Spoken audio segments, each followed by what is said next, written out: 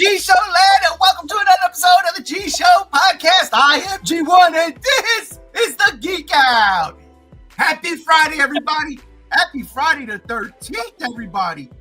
We are rocking, we are rolling. What is going on? Oh, background music is happening. There we go. Sorry. Happy Friday 13th, everybody. Happy Friday in general, period.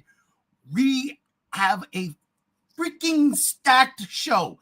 Yesterday around this time, I had nothing. Zero. I had maybe 3 things.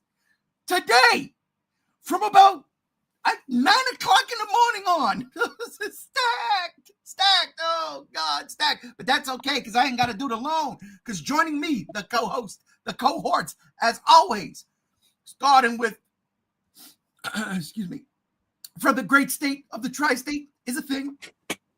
The godfather of collectibles, and oh boy, do we got to talk about that later. Shinrab Jira, a.k.a. Robbie Butterfuko over there.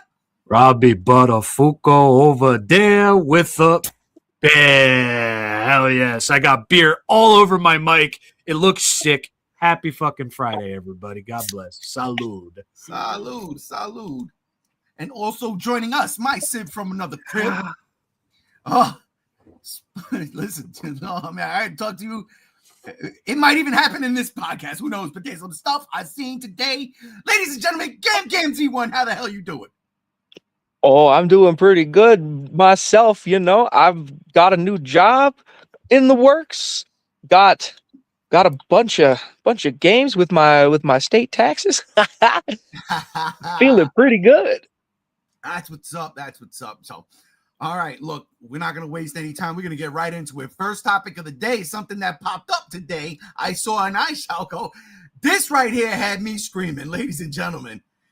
It's the Transformers, the movie, the Apology Tour.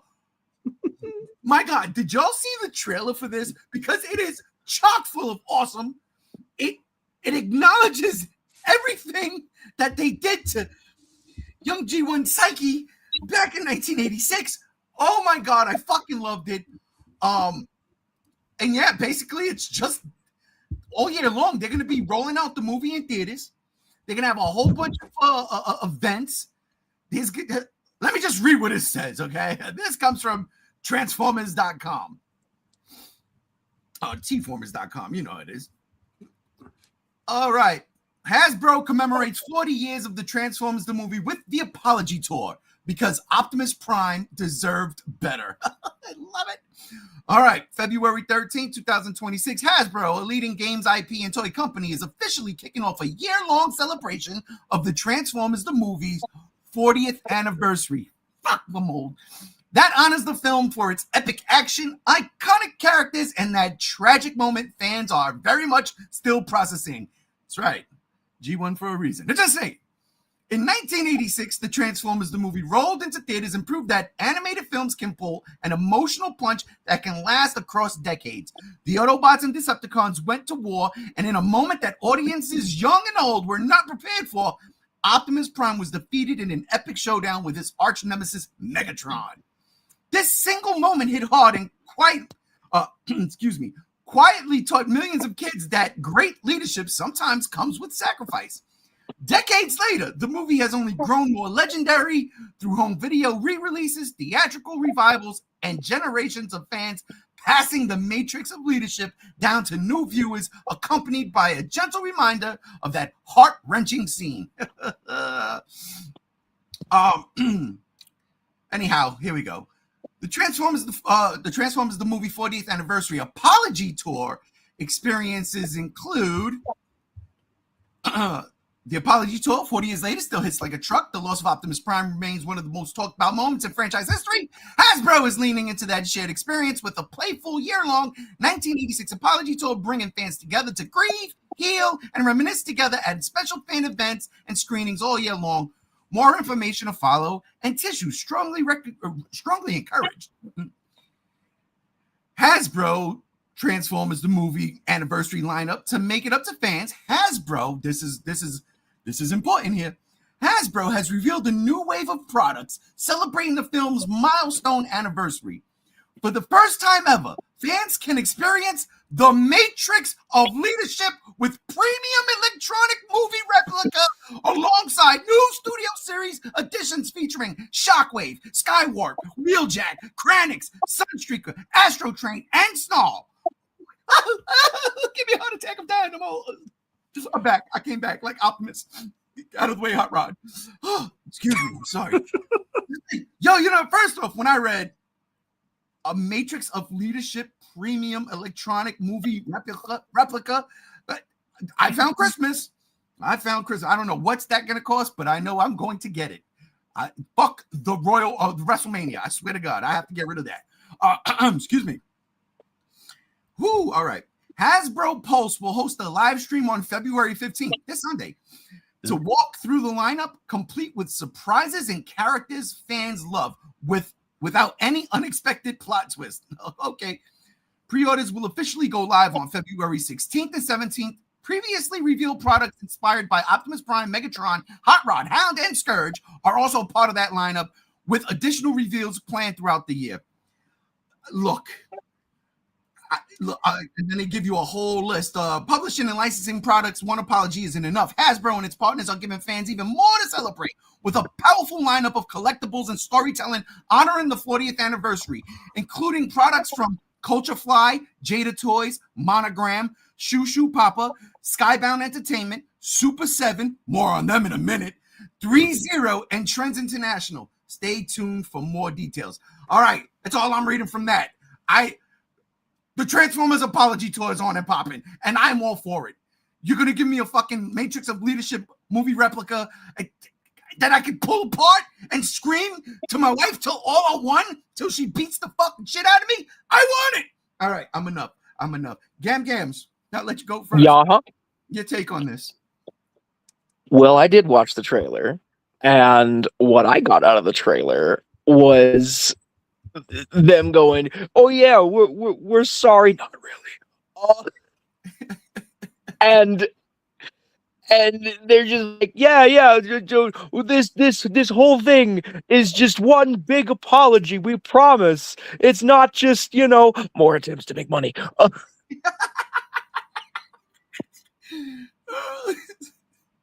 But that's just the cynical in me, of course.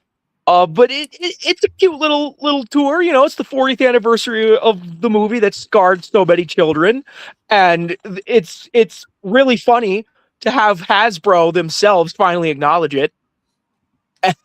Yeah. Oh, which is hysterical. Absolutely. Me and Cruz, my partner, are in the midst of seriously getting a vehicle. So, my travel options are opening up here soon. So if this whole year-long celebration happens to come near where I live, I'll be able to go. I'll be able to have a good time. Maybe grab a Transformer or two. Love it. Rob, your take. I just want to say that I appreciate the absolute self-awareness of what this is called, how it was promoted, and the whole 9 yards, because it's genuinely fucking hilarious. The apology tour. It took 40 years for an apology tour. That's great. I really fucking enjoy it. A lot of the stuff, especially the studio series releases that they've already showed in hands of, like Shockwave and a few others. Shockwave's my favorite, so he's the only one I really looked at. It's the hype. It really is. I know Super 7 already announced a couple of things, one of which is just a 40th anniversary blind box of reactions that they're going to be doing.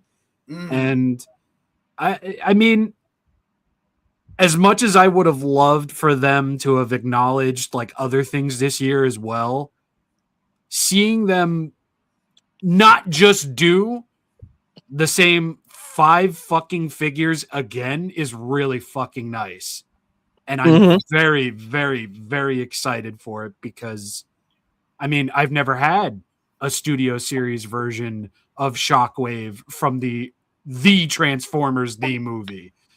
He's going to come with his fucking smaller version of himself as a blaster. It's great. It's awesome.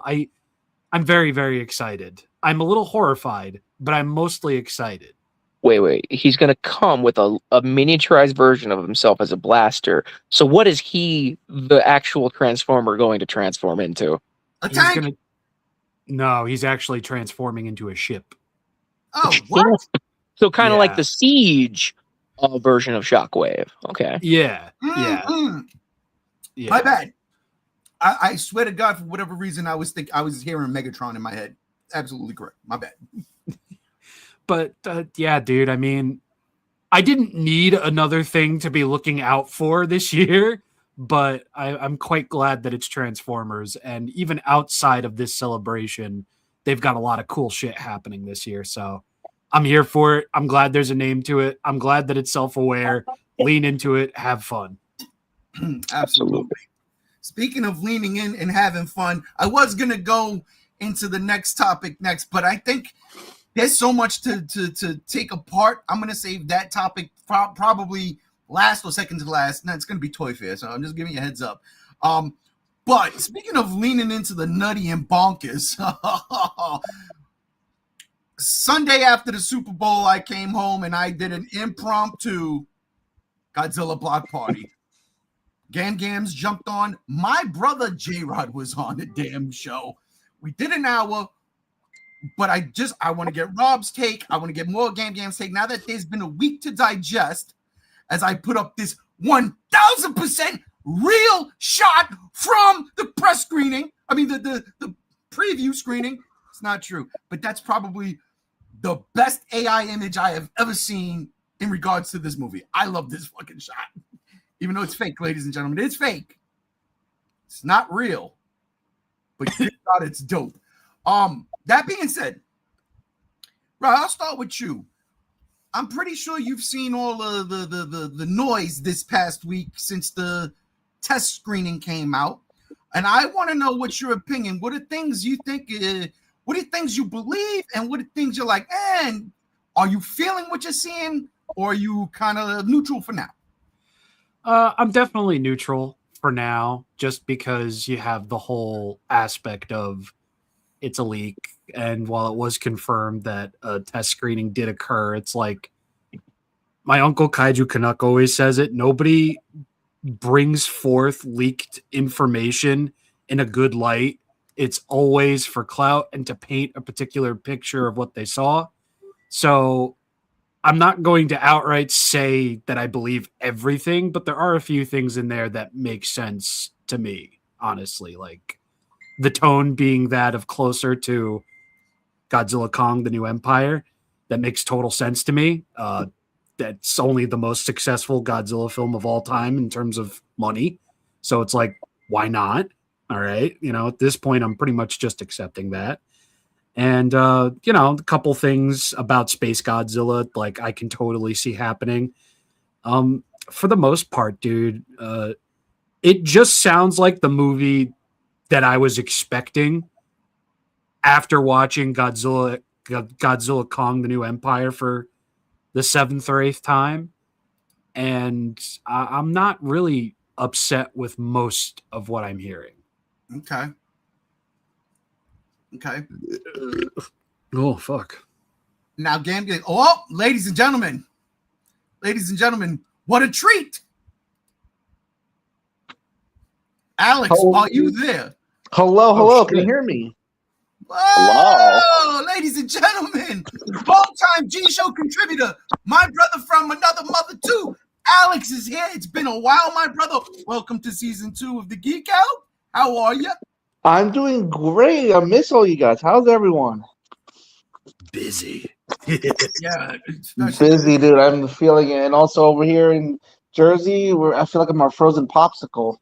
Yeah, it's Yeah, y'all are stealing all of our snow. We're in the middle of a drought. yeah, come take it. I'm sick of it. I'm sick. I feel like Godzilla's snoozing instead of Godzilla's ending. That's what I feel. Y'all just having a Shimo event. Nothing. Real quick, Monsterverse Rodan comes in and says, as a Rodan fan, I made peace with the info. I feel you. You know what? Alex, let me ask you, since you haven't been here for a minute. Have you seen the news? I mean, have you read everything that's come out for this test screening of GXK Supernova, and what's your take on it?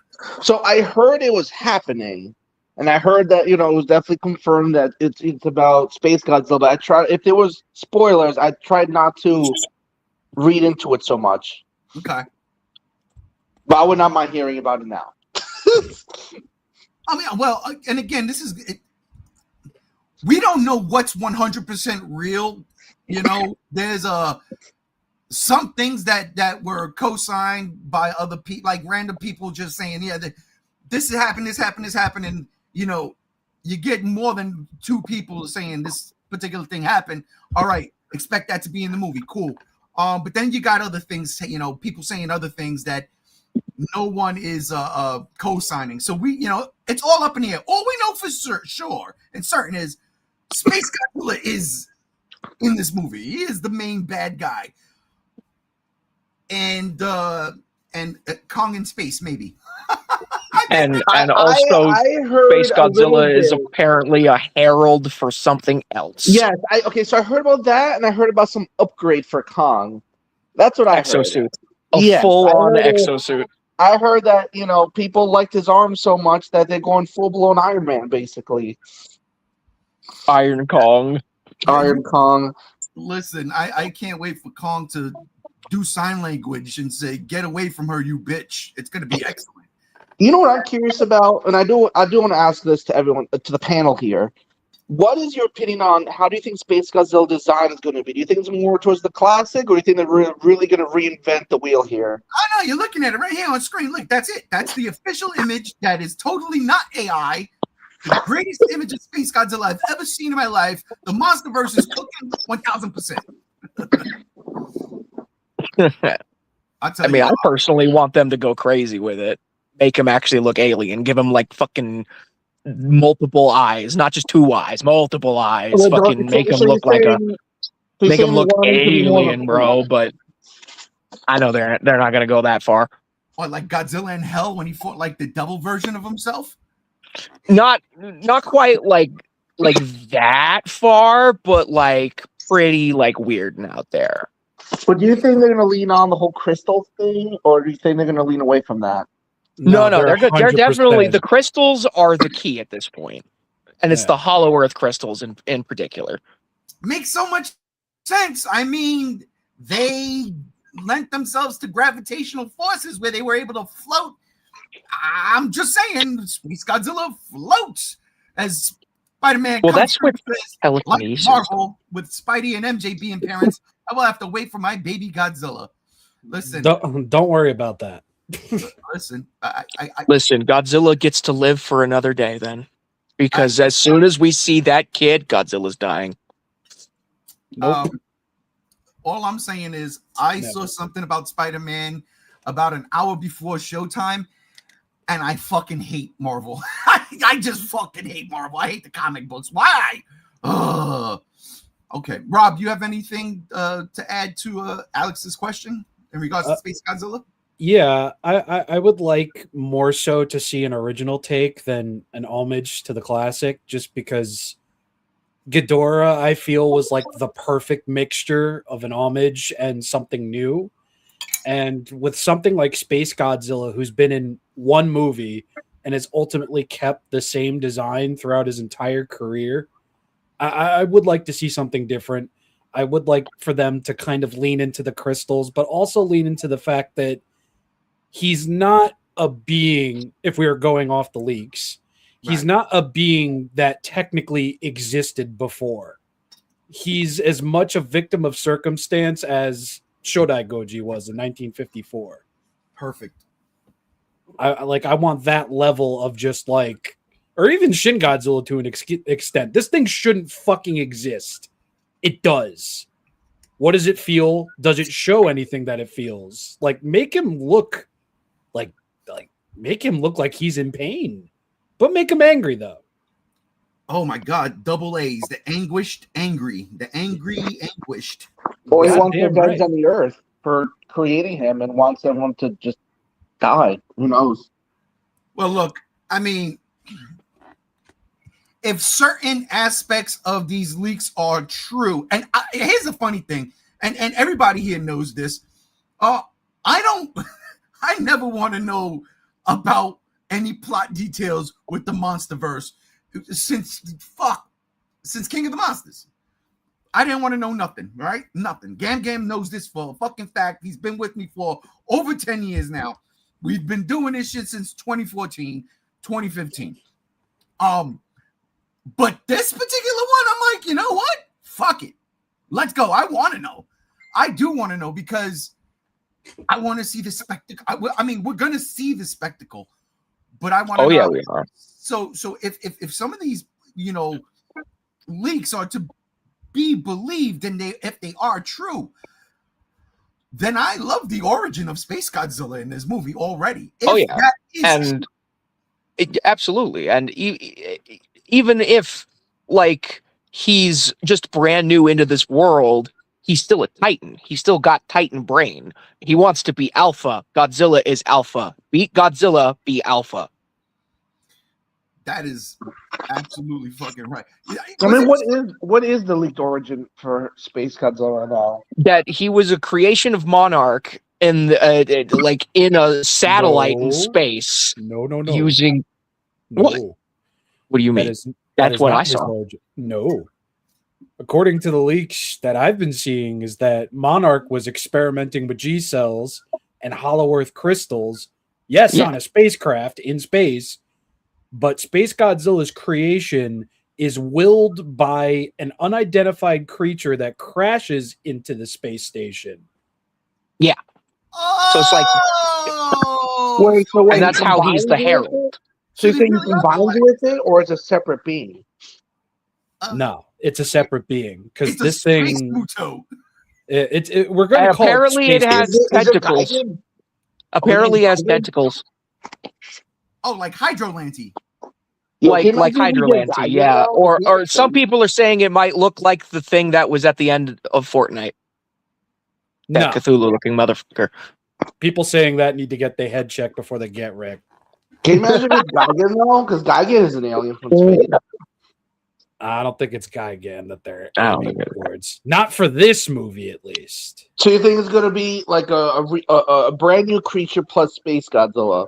Something that might be inspired by the old gods from Lovecraft would probably be cool. I am with it. As MonsterVerse Rodan comes in and says, I hope Godzilla tries to communicate with him initially rather than being confrontational, since who knows how long it's been since he's seen another. Facts. That's a really good point. Yeah, I like that. I don't remember. Absolutely make Space Godzilla the aggressor in this so that we can gain some sympathy for Goji again. Well, that's the thing. That's what Rob was saying. The angry, anguished. This thing's in pain. It's unnatural. Why am I here? And not only that, but if he is a herald, then he's being controlled. This is totally against its will. It's almost juxtaposition to Shimo. It's the same, almost a comparison to Shimo. It's against their will. Absolutely. Listen, you remember, oh my God, I'm going to take y'all back. X-Men Evolution, that dope ass show on the CW with the fucking dope art. I saw the whole thing. I love that show. Do you remember when Apocalypse came down and got the 4 horsemen? He had Storm. Yeah. It's a very famous storyline. Dude, that's what should happen. This thing should come down and be the Apocalypse. And fucking he's gonna take fucking. Hey, here's the speculation. I'm running rampant here. He's gonna take Shimu. He's got Space Godzilla. He's gonna take what's the little shit's name? Little Zuko. And then he's gonna take Doug. You know what would be funny if this being can resurrect past monsters, because Apocalypse has the horsemen. It's a reborn of an old character. Like example, when Gambit died. Yeah, that's what they're doing. So can you imagine if, say, he was able to bring back Ghidorah from the dead or something, or some dead kaiju from the past and resurrect it as this weird looking, alien-like creature of the same thing that Godzilla killed. Godzilla and Kong killed. Oh shit! Or Dagon. Probably bringing him back on. Spider-Man swings through and says, "I know it's unlikely, but I want Space G to survive this movie. Opt in to retreat and fight another day." Honestly, so would I. Yeah, agreed. Yeah, that'd be a nice change of pace. Honestly, but here's the deal. I think he will. I don't think Space Godzilla bites it in this, especially if he's the Herald. Because whatever is this main bad, then I have this feeling that they are going to all team up to defeat it in the next one, or however many more movies we get. That's just that's my theory on it. I think the most interesting thing about the leak is just that they're implying that this movie has set up for another movie. And we haven't gotten that, technically with like fucking ground beneath it since KOTM. Yeah. GVK was kind of an open ending, and the New Empire, everybody kind of just went home and said, fuck off. Like, there was really no hook. So knowing that there's a potential hook after this, it makes me excited, and it shows that maybe Legendary and Toho have worked out beyond this multi-picture deal and actually have a plan set down, which makes me even more excited, because then it's like, all right, well, shit's getting real. Finally. Well, Toho is probably printing money. They've probably been looking at the last 10 years, 12 years now, right, of the MonsterVerse and say, you know what? We're doing our own thing.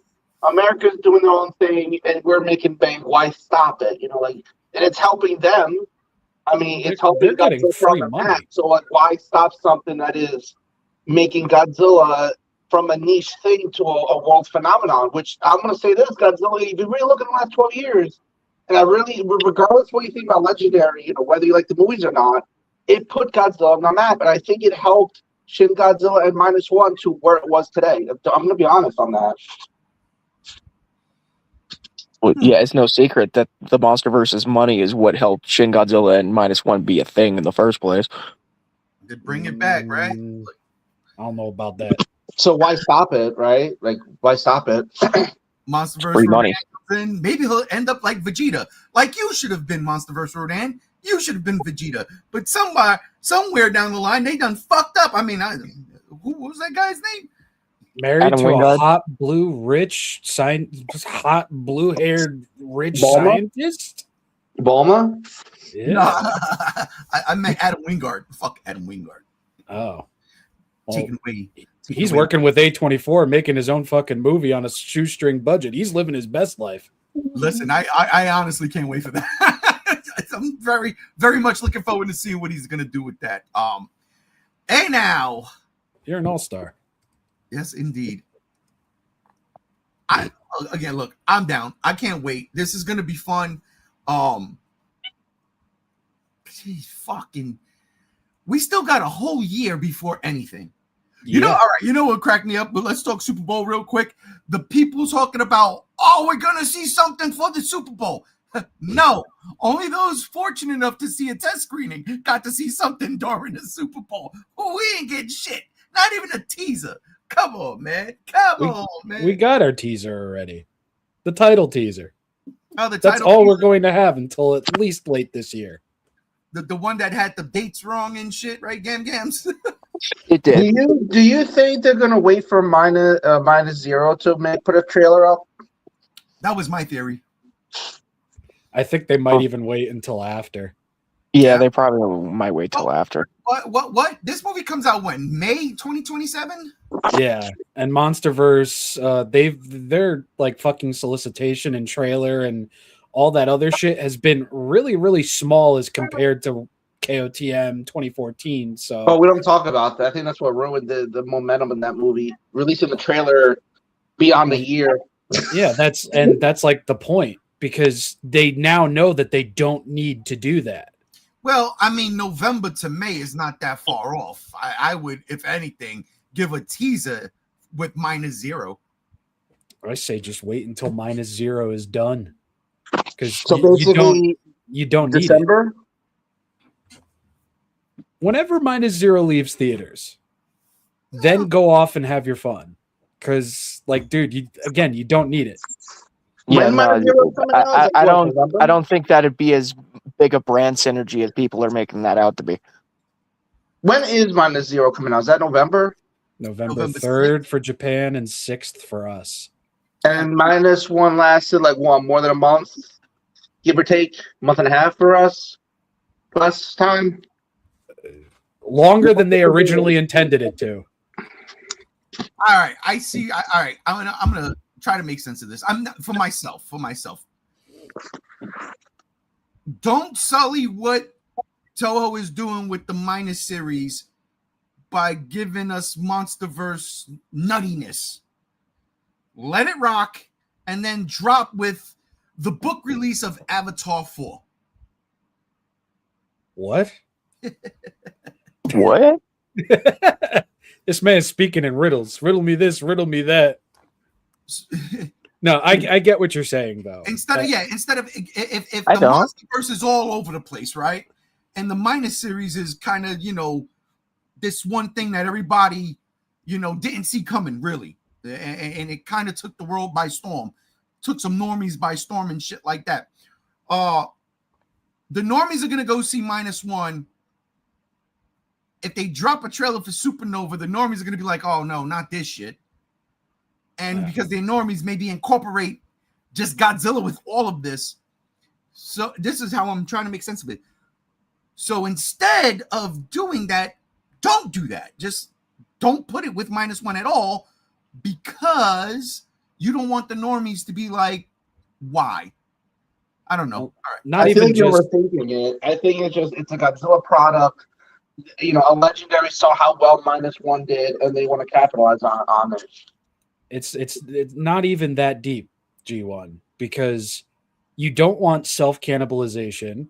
You don't want there to be a mix-up. You don't want there to be a confusion. So you let -0 rock, do its shit, break records again if possible, get nominated for an Oscar again if possible, and you wait for everything to kind of cool down, and then, just as everybody thinks they're good, you drop the trailer for Supernova and you slap them across the face.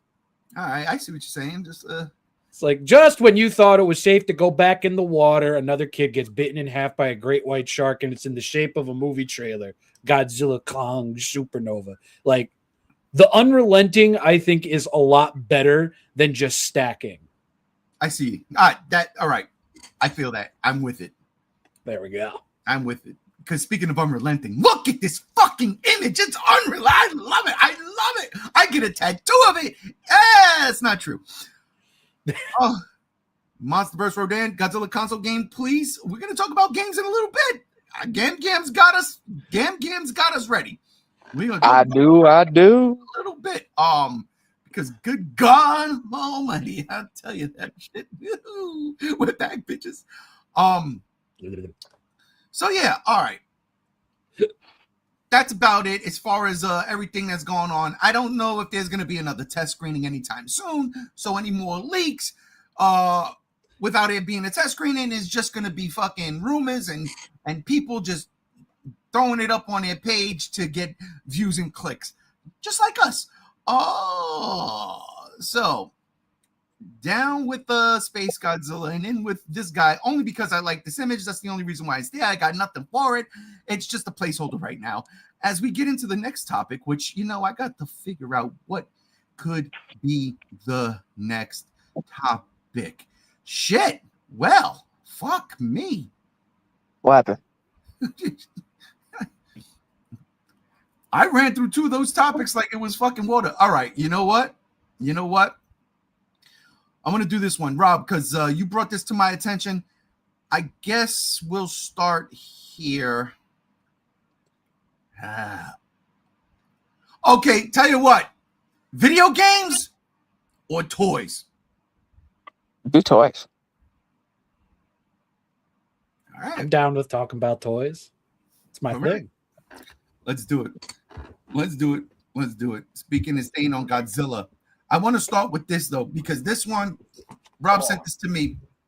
and I kind of find this real fucked up if this is true.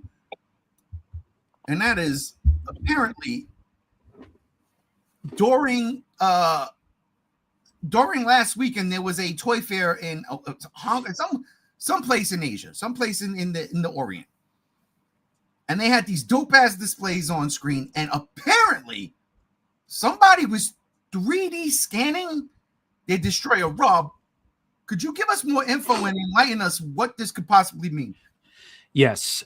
So during, I believe it was WonderCon. I'm not sure because there's another con happening literally like next fucking week at the same time that starts with Wonder and ends with Con. So forgive me if I get the name wrong. But during this con, a lot of these smaller dev teams and everything that are making statues and figures and such have the license, like Ultraman or Godzilla, to strictly and only sell these particular products there at the con for either 1 day, 2 days, or 3 days. Wonderfest. Thank you, Monsterverse Rodan 67. Wonderfest, yes.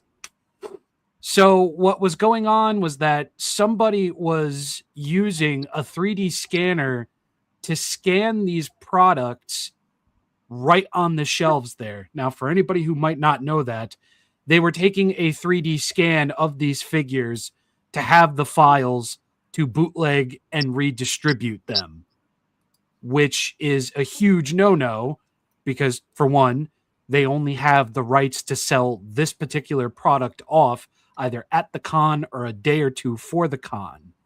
If it's shown that their product is up on a website somewhere and making money, that company will get in trouble and will likely not be able to work with Toho again unless Toho, grows a heart 3 times its own size and shit.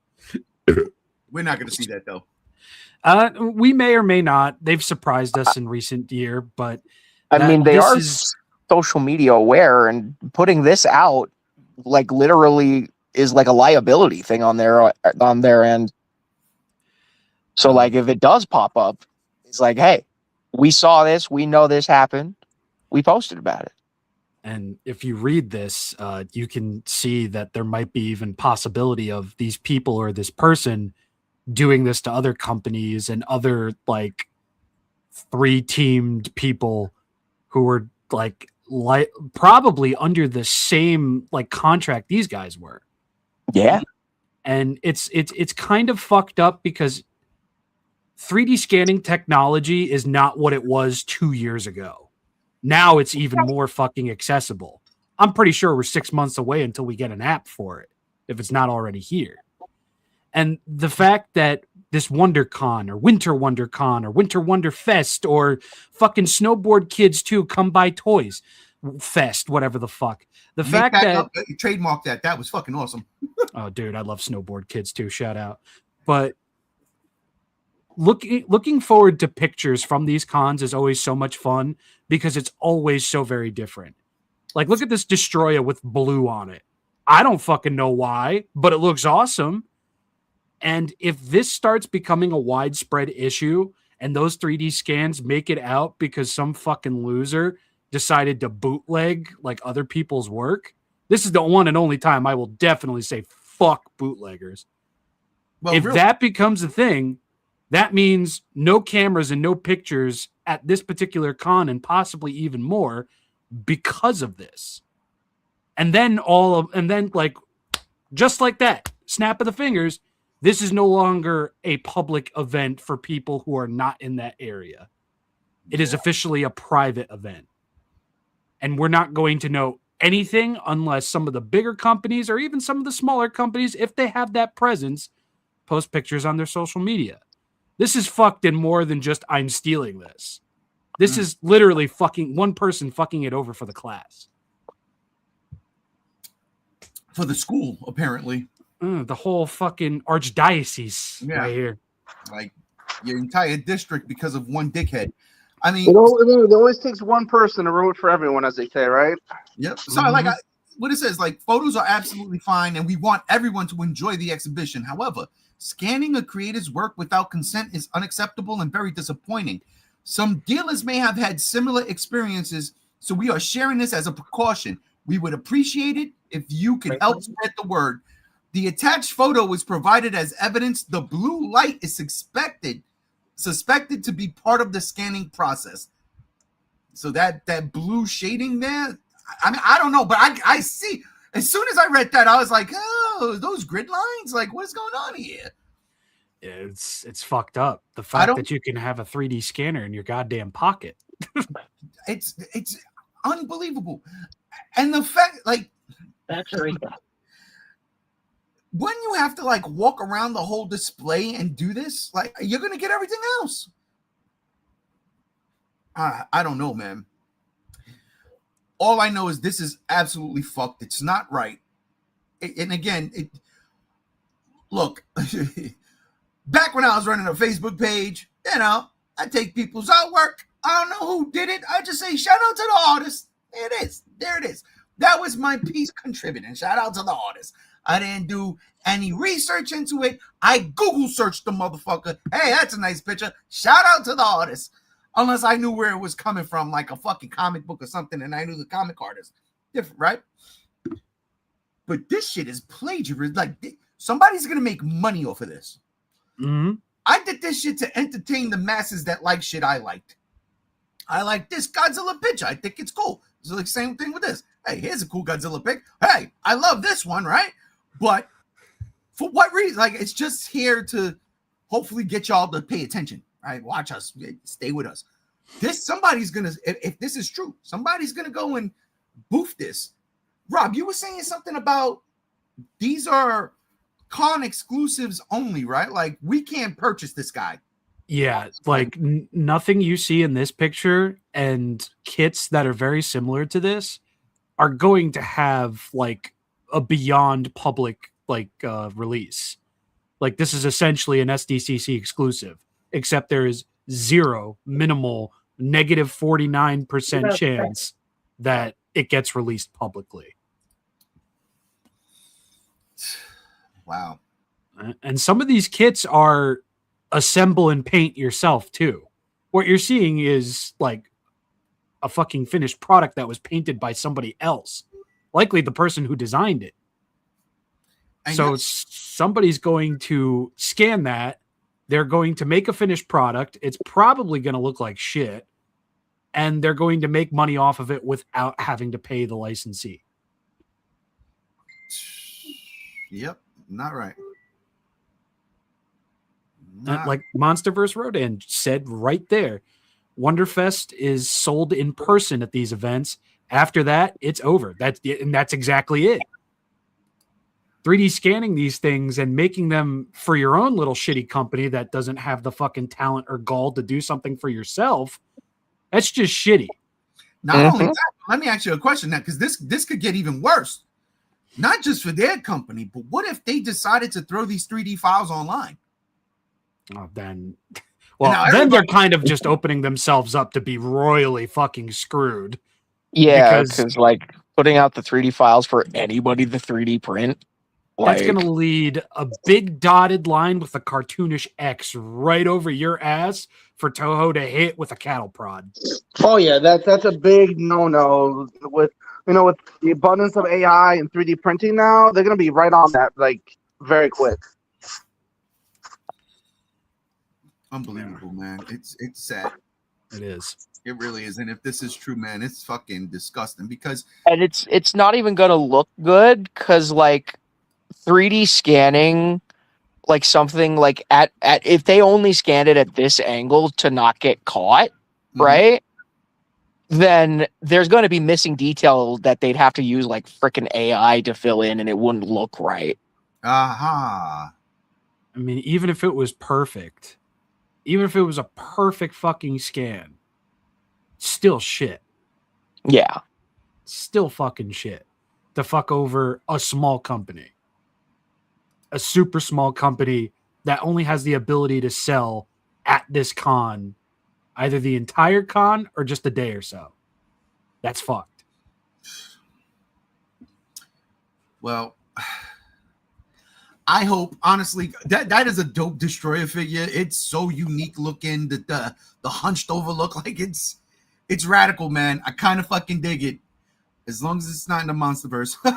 Harold? What? No, come on. No, get out of here, bro. These small companies don't deserve it.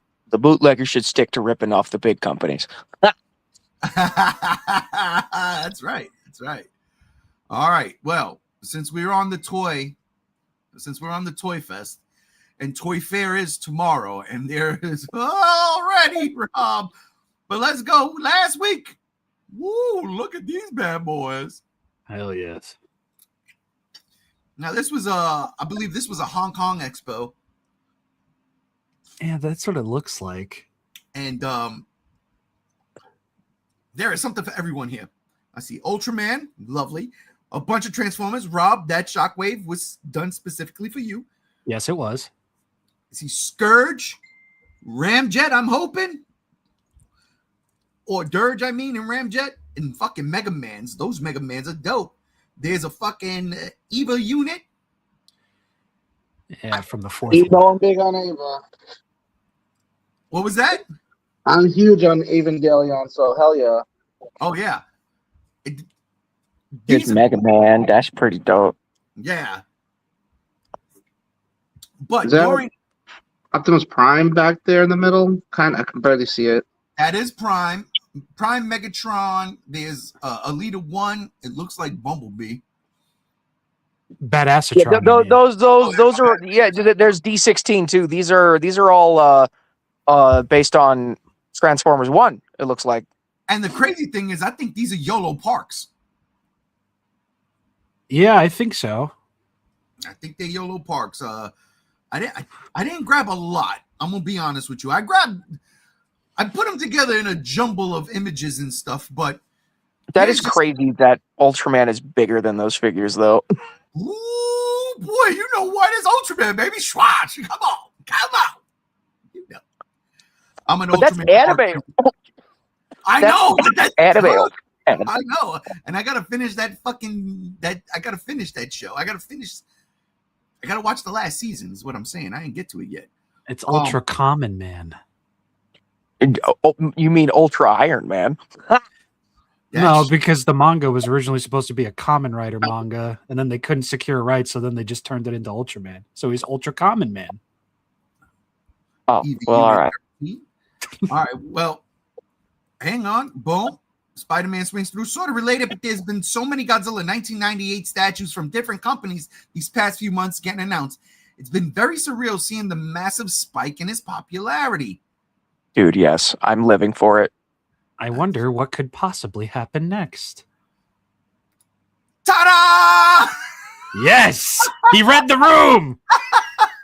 Thank God. I'm just saying, you thought I wasn't prepared? Oh, look at Monster X Penta El Cerro Nieto up top there, boy. Let's go. Motherfucker. I'm sorry. Yeah. And looks great. Just saying. Listen, that's right, Spider-Man. Just for you, baby. Just for you. Mwah. No, hold up, though. Seriously. What is that 98? Who's making X that? Plus. That's X Plus. They've been teasing 98 for a year. I've been seeing like promotional art, shadow images, and things. So I knew this was coming, and boy, does it look beautiful! I may even pre-order. I don't care if it's $1,000. Alex, And Spiral Studios is making another one too. I want that Spiral. Dude, I remember. Were they the one that made a giant one back during COVID or a few years ago? Yeah, they called it Dilla. Yes, if I had the money, damn, it was COVID. I had no job at the time. But if I had money, I would have pre-ordered it. And I told myself, if they're gonna make a giant 98 or Zilla statue again, I'm gonna get it regardless because I missed out and I still regret it to this day. Alex, The Zilla's part of the 25 centimeter series, isn't it? This is 30. 30 centimeters. Yeah, it's the big guy. No, it's not the gigantic series. It's not the gigantic. It's the 30 centimeter series. So it's probably going to be in the range of like 300. Oh wait, look at this guy over here, huh? He This goes guy out over sick here. on me. No, I'm just kidding. I love you, JR. But what are you gonna ask me, G1? I was gonna ask you. You have a lot of X Plus figures, right? I do. I've been collecting for a while. Yes. You gave us a grand tour one day, and I fucking last year, and I loved it. So this guy has to be on your fucking wish Oh, list. he's gonna go right where my TV is in the front of my game room if I get it. No, that's when I get it. I'm definitely gonna get it. So pre-order the day it comes out. Spider-Man says looks so much better than their original A98 statue, and then JR goes SHAM MAAM. Fucking this. Damn. D4. G1, I have a question for you. Yes, sir. A little bit of about 898, but you know how they've had lately a resurgence of Zilla /98 in the last 2-3 years, in terms of marketing and toys and all that. People are saying, and I've been reading around for a while, and people are saying, 98 and Zilla as a character in general has been more in the positive range, or looking back at it more positive than it's ever been. Do you agree with that? I do. Here's the deal. If you could come around and change on certain things and views in terms of certain things you love, then everybody can, right? Rocky, I think, said it the best when he was in Russia. If I could change, you could change, we all could change, right? I think that's what we're seeing now, especially with Zilla. Look, I sit there and I will always say this. The 1998 Godzilla movie is not a Godzilla movie. That movie is the fucking Beast from 20,000 Fathoms remake, okay? Roland Emmerich and Dean Devlin, they did not know what the essence of Godzilla was or is. But they made a fun monster movie. That's what they did. They just slapped the title on there for marketing. Toho made their money. Sony got their money. We got this guy. And he's a cool looking dude. And now fucking almost 30 years later, we're looking at some really good shit. That X Plus right there. Oh, I'm so in. I want to buy that. Rob, let me ask you a question because you would probably know this. What do you guesstimate the price on this thing would be? 180 to 200, maybe. That's usually the norm of the 30 centimeters is around, between 160, 180, and 210, depending on the tariffs. Yeah, I would say that before shipping for sure. I'd buy it. I do want the Spiral Studios one. I'm looking at my Spiral Studios Evolved Godzilla, one of my least favorite Godzilla designs, but good God almighty, that's a beautiful fucking thing. I want this. The Gams, what about you? If I had the money, I would get it in a heartbeat. So this is one of those things, right? It is one of those things.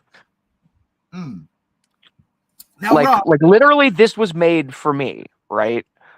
Because that's the whole thing with the marketing push these days for merch of Godzilla 1998. Toho has realized that the children that grew up with 1998 and loved 1998 despite its flaws are now adults with money. So that is a damn good fucking point. Rob, I'll get you in a second. Feels like Spiral course corrected after that Zilla name drama over the first statue. I don't know what that means, but okay. And Spider-Man says, I will buy this and the Spiral Studios one. I would too, honestly. That Spiral Studios one is special, man. That one in their fucking Return of Godzilla. Oh God! Well, we're talking about the statue that had the name controversy, or I guess MonsterVerse. No. They're also coming out with a new one soon. I'm pretty sure. They're advertising it as it's a special variant, and they're calling it Godzilla 1998 this time. Yeah. Oh, okay. Because Spiral's first one is named Zilla officially, and the whole drama around that was, well, why are you calling it Zilla? And the explanation that they gave was the trademarking to call it Godzilla is more expensive than that of Zilla. So I imagine the Zilla statue sold well. They got the licensing for the Godzilla version of Zilla and are now doing that special edition and calling it Godzilla. Oh, so you're saying that I can actually get it and do not miss out on it? Yeah, I mean, yeah. And it's slightly different. It has a slightly different pose. It's on a different base. I mean, I don't mind. Still Zilla in my end. 98, whatever you want to call him. Just give me the fire breath. I mean, legit fire breath and a little tire. I'll be fine. You know what they should do? They should make a statue based on the The Godzilla the series. Because to me, I think that was more like Godzilla than 98, obviously. You will sooner see King Kong versus Godzilla merchandising in droves before we ever see that. It's a We'd hope and sooner- wish, but I have really fond memories of that series. We'd I do sooner see too. a movie monster series of the Hanna-Barbera Godzilla. Dude, Yeah. stop it. Stop it. Yeah, it's getting to that point of deepness because to do Godzilla the series, like they have to talk to, I think, 3 separate studios, and you know how Toho is when it comes to the greenery. Well, I've got suggestions, and I'm gonna hold off until later. But I want to get my man Spider-Man. Toho knows I have that money. They even added him to their game this month. Spider-Man. I don't understand how you got that money just taking pictures of yourself. What? Ain't you in space fucking aliens now? See, Gams? This is why I can't fucking stand Marvel anymore. Ugh, I digress. Aliens. Drive me crazy. All right, Rob. Yo, I stole these images from you. We talked about that beautiful 98. Could you give us a rundown of what we're looking at here, though? well, we have the X Plus Godzilla 98 on the lower right. We have, I believe, the Hayatoy's Monster X from Godzilla Final Wars on the upper right. But on the left, both top and bottom, these are both new, upcoming, and soon to be released figures from a company called Character Contents Production, or hilariously, CCP. The Chinese Communist Party? Yeah, What? dude. They love Godzilla. They fucking love Godzilla, bro. Yeah, and who could fault them? Who could fault them? Could fault them. Like, literally, just like Godzilla, they do nothing and win. Yeah, exactly. Hey! Jesus Christ. They do nothing but stand there and spam their beam breath and win. So there you go. And It win. works. There you go. And hey, man, nothing but anyway. So I always like to describe CCP and their middle size EX series and the gigantic fuck off ones up top.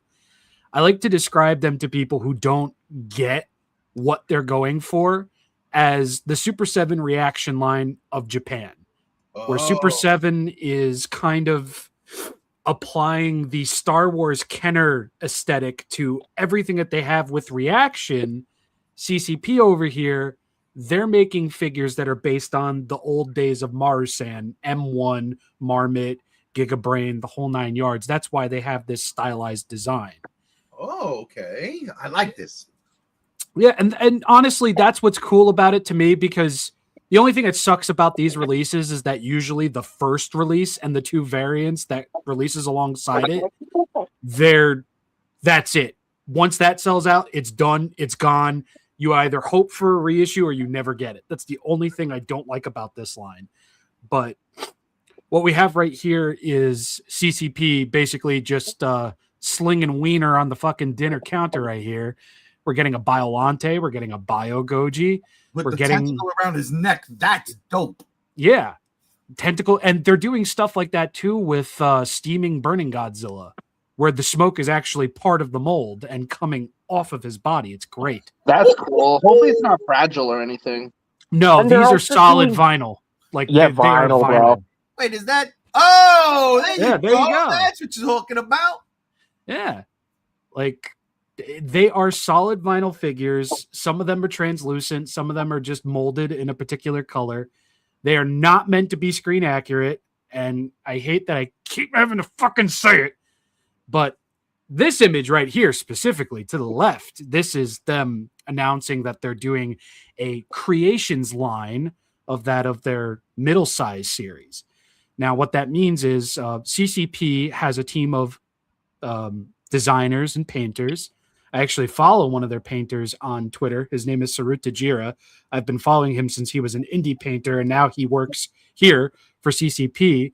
And this creation line is actually going to be limited runs of designs of Godzilla as done by their own artists, sculptors, and painters. Shit. And So it's going to be like what Mondo does. it's essentially going to be what Mondo does, but it's going to be styled in retro vinyl toys, essentially. that I can't lie. When I saw that image, Dude, no, that Godzilla looks so dope. It's so dope. I was like, you know what? That's something. It's so unique, and yeah, and I thought Mondo right away. But you know, you think Mondo, you also think $300-400 fucking dollars.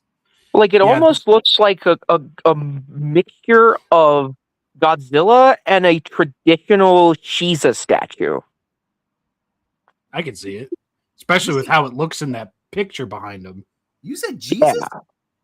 Shiza statue. You know what King Caesar is based on, but you know, not King Caesar. The actual statues. And I like that. That works so fucking well.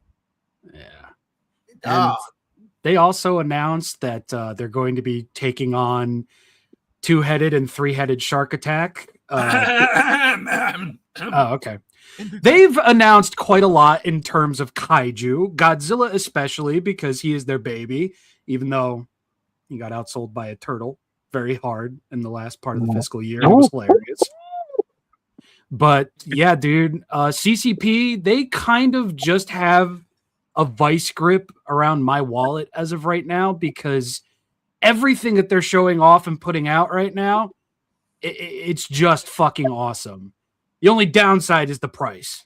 That's what I was going to ask you next, especially since you said that if you don't get your hands on them and they do their runs and it's done, what are we looking at price-wise?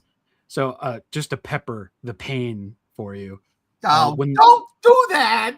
I'm going to, because fuck everybody. If I suffer, you suffer. This shit all day. Ladies and gentlemen, he's been doing this shit to me all day since 9 o'clock in the fucking morning. He's been doing this to me. It's true. So when this line first started, the middle size series were $25 each. And then we got hit with the tariffs, and now the middle-sized EX line is $45 starting, which ain't bad. But then you look at the fact that you buy 2 and you're paying $80. Fuck. Yeah. And these are the ones that are kind of like reaction sized? They're a bit bigger than reactions, yeah. Okay. All right. So then the stylized one on the left here. I can show you one if you want. Like, I could turn my camera on and shit. If you want to do it, I will gladly just hit you right up on the motherfucker. Okay. Yeah. Hold up. Before you guys do that, I need to head out. Got obligations to take, but I'm glad I was able to discuss some topics with you guys. Oh, yeah, Alex, man. Thanks for joining, man. I appreciate you, brother. All right. What up, Mustache? I think he's done. Alex, everybody. Thank you. So this right here is some random toy guy. This is the figure that caused that, right? Oh! So this is the middle-sized EX GMK. This was on the spot for me, but this is exactly what you're looking at. Here he is, and here is a reaction. Ah, okay. You know what? I'd pay $45. Especially for that guy. That's a nice bit. Whoa. Time out. Wait. Could you put that reaction back up real quick? Where'd you get that? Is that a blind box? Yes, this is part of the blind box metallic, and it is based off of the original, concept art for the first Mechagodzilla. So Mechagodzilla was originally going to be red. Yeah. Very cool. I'll show you the rest some other time. But yeah, this is basically what you're looking at with the middle size series. You're going to have basic articulation at the arms, the legs, sometimes the tail and not the head, and sometimes the head and not the tail.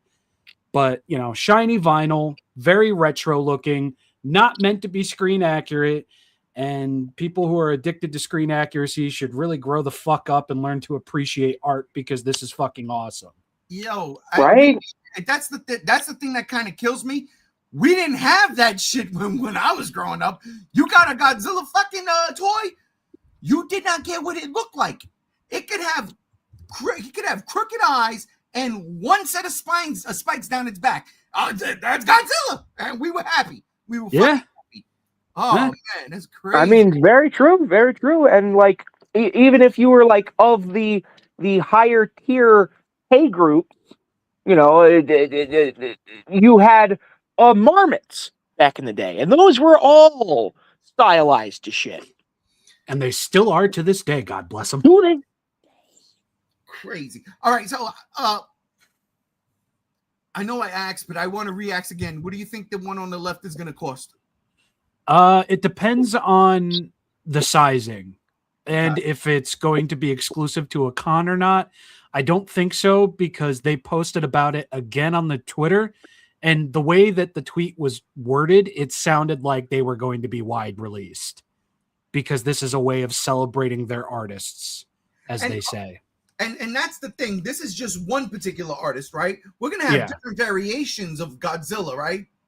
We might, if these sell well, we'll probably end up having different variations of fucking everybody that they've done, Godzilla or otherwise. Yeah, dude. Like whatever the artist wants to make within their licenses, they can make. I really like. All right, within reason, of course. Kamibas truly is unstoppable. Factual. That's facts. Oh, look who it is. Straight from Rolling a 20. My Mondo GXK Godzilla is now one of my favorite figures of all time. Not accurate to the movie. Facts. At all. But it's still the most badass looking Godzilla Evolved figure out there on the market right now, though.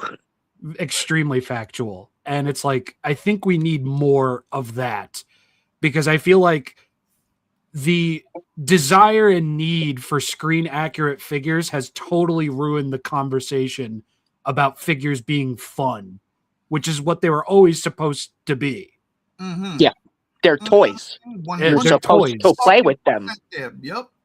Like, as a random toy guy on the internet, you know, I see it all the time. Well, I don't like these because they're not screen accurate. Why would I spend money on that? Dude. Fuck me sideways. I forget who I was going to use as a fucking example. It was Mr. Beast, something that he said about whatever the fuck. Who knows? Who cares? Fuck Jimmy. But seeing something that so obviously has the silhouette of what you like, and then seeing it have such an interesting and different design and colorway to it. Maybe it's because I was born in the 90s, but that's fucking awesome because that's what I fucking grew up with. I look at CCP and it's like I see these cool retro styled figures that just fucking scratch that itch. And it's like, you know, yeah, this kind of stuff might not be your thing, and that's totally valid, but outwardly disgracing it because it's not screen accurate is just dumb. Yeah, calling it not like a valid product is insulting. Saying it doesn't have any value. Like, shut the fuck up.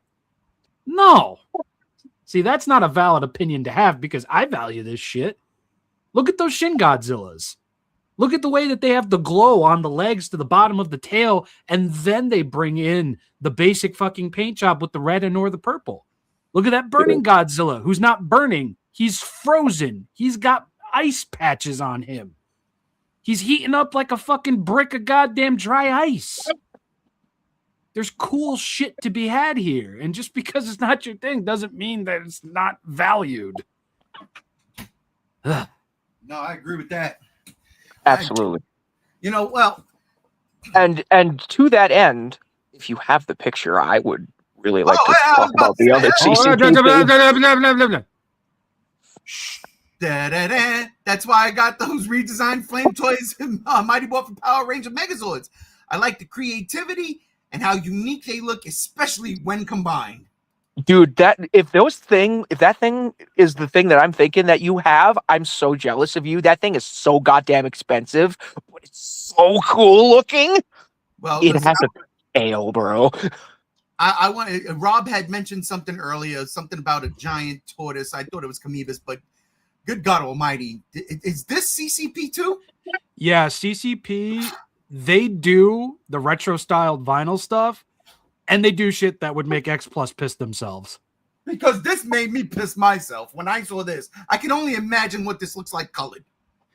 It's probably going to look fantastic. I mean, all you have to do is type in CCP Ultraman statues, and they look like they leapt right off the fucking screen. Oh my God. Fully painted, beautifully shaded, everything of the works. This Rebirth Gamera is going to fuck so hard, everybody's going to be sterile by the end of its cycle. Like, I mean, oh yeah. Does already just on this prototype. Yeah, no, dude, this sculpt is so good. both on Gamera 3 and Gamera Rebirth. Oh my god, dude.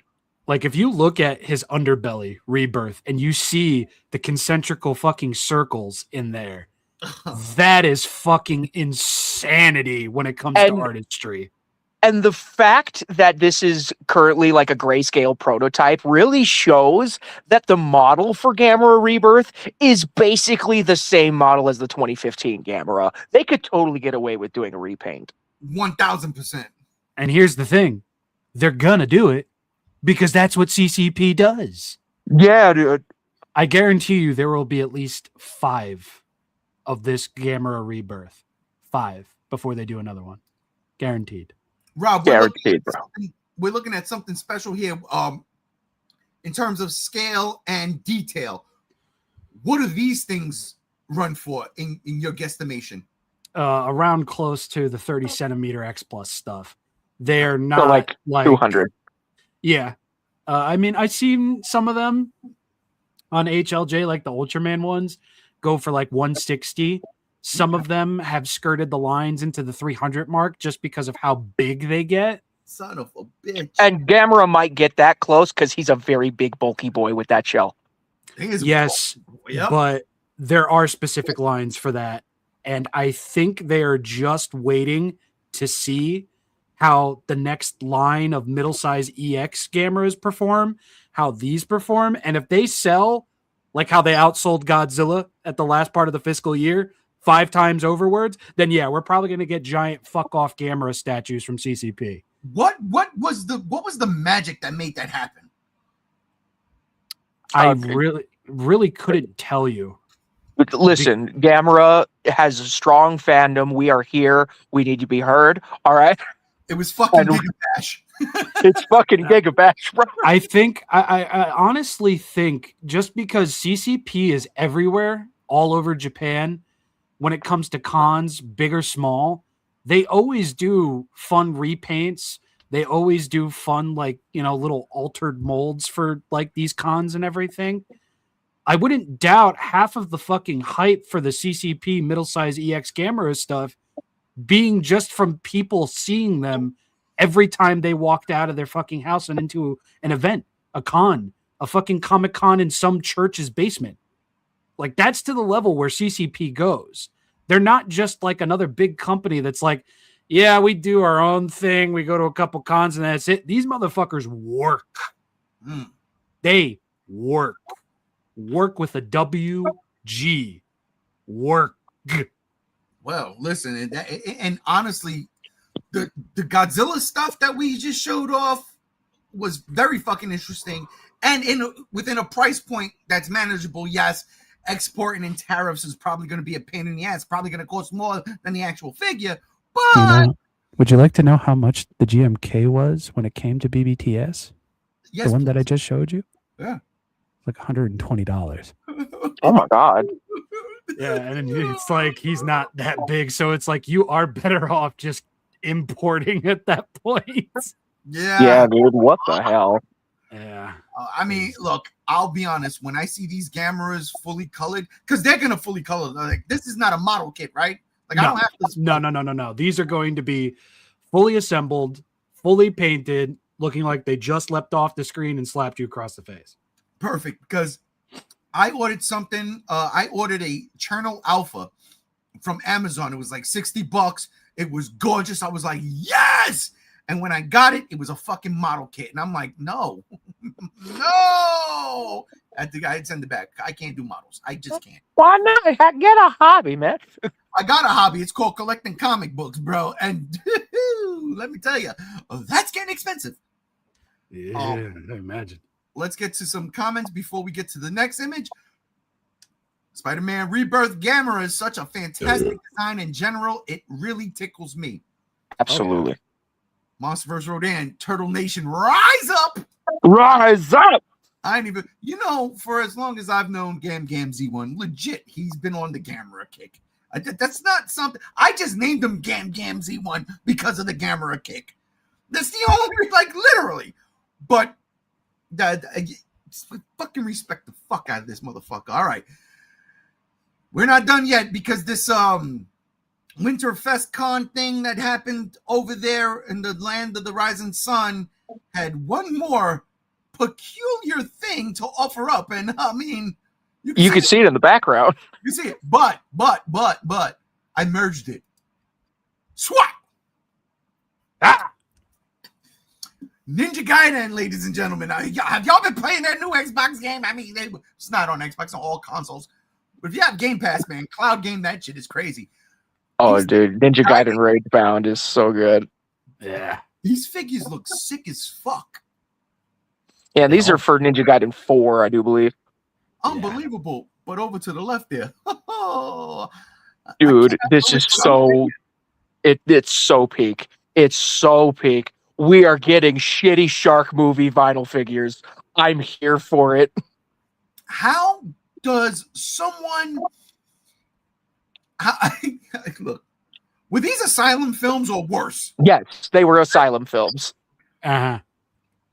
How the fuck? Who?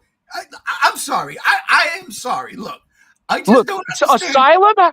Asylum shitty shark movies have fans, all right? I am one of them. If there are no fans, that means I am dead, all right? They also the shitty shark films also have a huge presence in Japan. Like massive. Okay, there it is. All right, because this is not ridiculous. This is wild to me. It's not ridiculous. And in Japan, they call every shitty shark movie a Jaws movie. What? Like the Italians? Oh wait, I'm sorry, Rob. Whoa, hey, your mother, what's going on? Whoa, take it easy. She's a nice lady. Come on. Madonna me Vafango. I can't believe they're making 2-headed and 3-headed shark. Yeah, dude. I can't wait. If these sell well, we might get 5-headed Shark Attack where his pectoral fins are also heads. No. Gam. Back up. If when these things are going well. These things, first off, these How are much just do you think prototypes. these are going to go for? Oh, these are probably going to be a bit pricier because there's a lot more vinyl to them than a Godzilla. But I'm telling you right now, when they come out, there's going to be the movie grade paint jobs, and there's going to be the weird and wild fucking variants that they do. And Dude, I'm waiting for a weird and wild variant. There's going to be a translucent blood covered version for each of these. Yeah. At release. Because I can't not see it. Dude, yes. I would buy the translucent blood colored version. I don't even care. Yeah, I would too. I have taxes coming in. I can splurge, right? That's what they're for. Yeah, that's what they are for. Yes. But the fact that they're tackling this, the fact that they're tackling the ring, they're tackling a lot. And I love the fact that more and more people are saying yes to them because it just goes to show that the process is working. Not everybody's like a screen accurate, hungry fucking mongoloid for their toys because people are buying the shit out of these. I'm going to tell you something. If I was still in New York, right, and I would go to, let's say I would go to Union Square. I go to a movie down in Union Square at the UA Theater, if it's still the UA Theater. I don't know what it is now.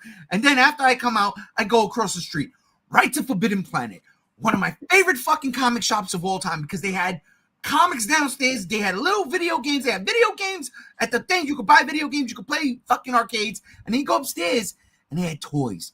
I got Final Wars figures, vinyls from that spot for dirt cheap. Now, let's just say I'm still there. And I go there one day and these motherfuckers are just hanging out on the rack for about 15 to 20 bucks a pop. I'm buying them.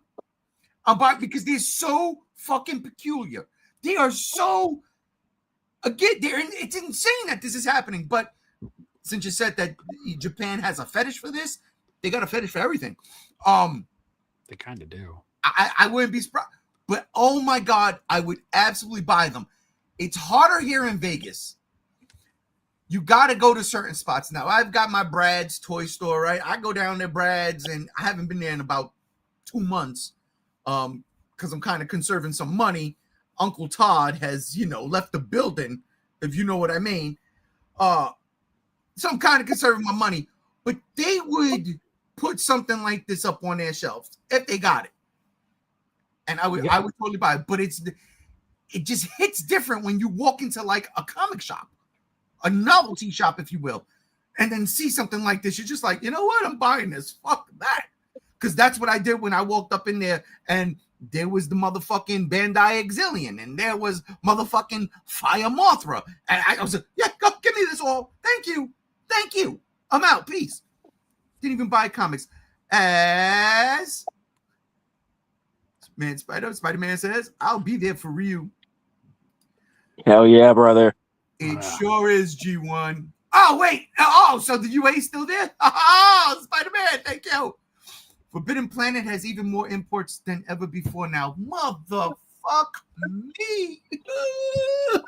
I gotta make a trip. I don't want to, but I might have to. Like quadruple the price. Oh! You know what, though? Yeah. I see it because the shit. Because they imported it themselves and then they have to make money off of it. So I'm gonna shout out two places. I already shouted out Brad's Toy Store, right? That's one. I gotta shout out Cosmic Comics. I go there to get my books now, right? And it's about 25 minutes away, drive, whatever. But they have, like, as soon as you walk in, and you're right behind the register. I'm lying. If you're standing at the register, it's behind you. They have a display, all higher Godzilla stuff, and they don't jack the prices up. They sell them straight up $50. Interesting. Well, yeah, it's listen. Whereas when I bought my Haya King Ghidorah from Brad's, it might have been $10 more. That's okay though. Yeah, that's fine. That's okay. But I look every time I go there, I'm like, man, I want to buy one of these things, but I'm like, I ain't got the room. Let me just get the comics. Thank you. I digress. No, Monsterverse Rodan, they do. And look, rolling another 20 as he gets back in here, bro. When we went to Brad's and I walked out with a Sideshow Jason and Captain Kirk statue, sometimes you just gotta buy some shit. Listen, that is an achievement unlocked that will never ever go away. That is one of those what do they call those memory things? It's just like it's forever embedded. A core memory. A core memory. Thank you, Gams. All right, well, that all happened last week. All this stuff happened last week. But tomorrow, Rob, you motherfucker. Tomorrow is Toy Fair in the Javits Center.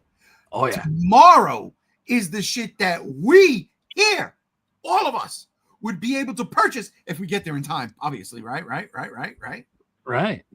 Yeah. I got to start with something that honestly done fucked my head up because I love me some crossovers, but there was one I never saw coming. Oh, shit! What the fuck? Listen! No, why is this the best crossover ever? Fuck! No, that's not true. The Ninja Turtles Godzilla crossovers, that was the best crossover ever. That was. But fuck me. This is the second best crossover. Look. Ninja Turtles and G.I. Joe. Are you kidding me? These were the two toy lines I had the most as a child. Yeah, and they're coming together for the first time. And I'll be honest with you.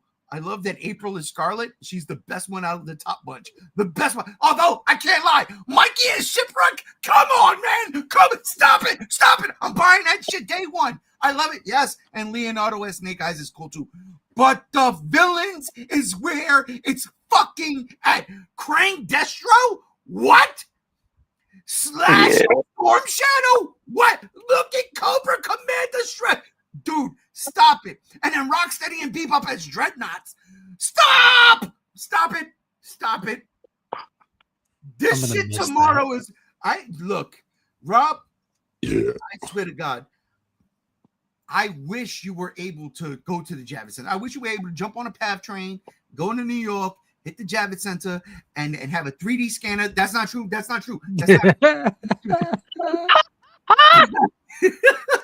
But I wish you were able to go there and just fucking record and just gush about this shit, since you are the random toy guy, right?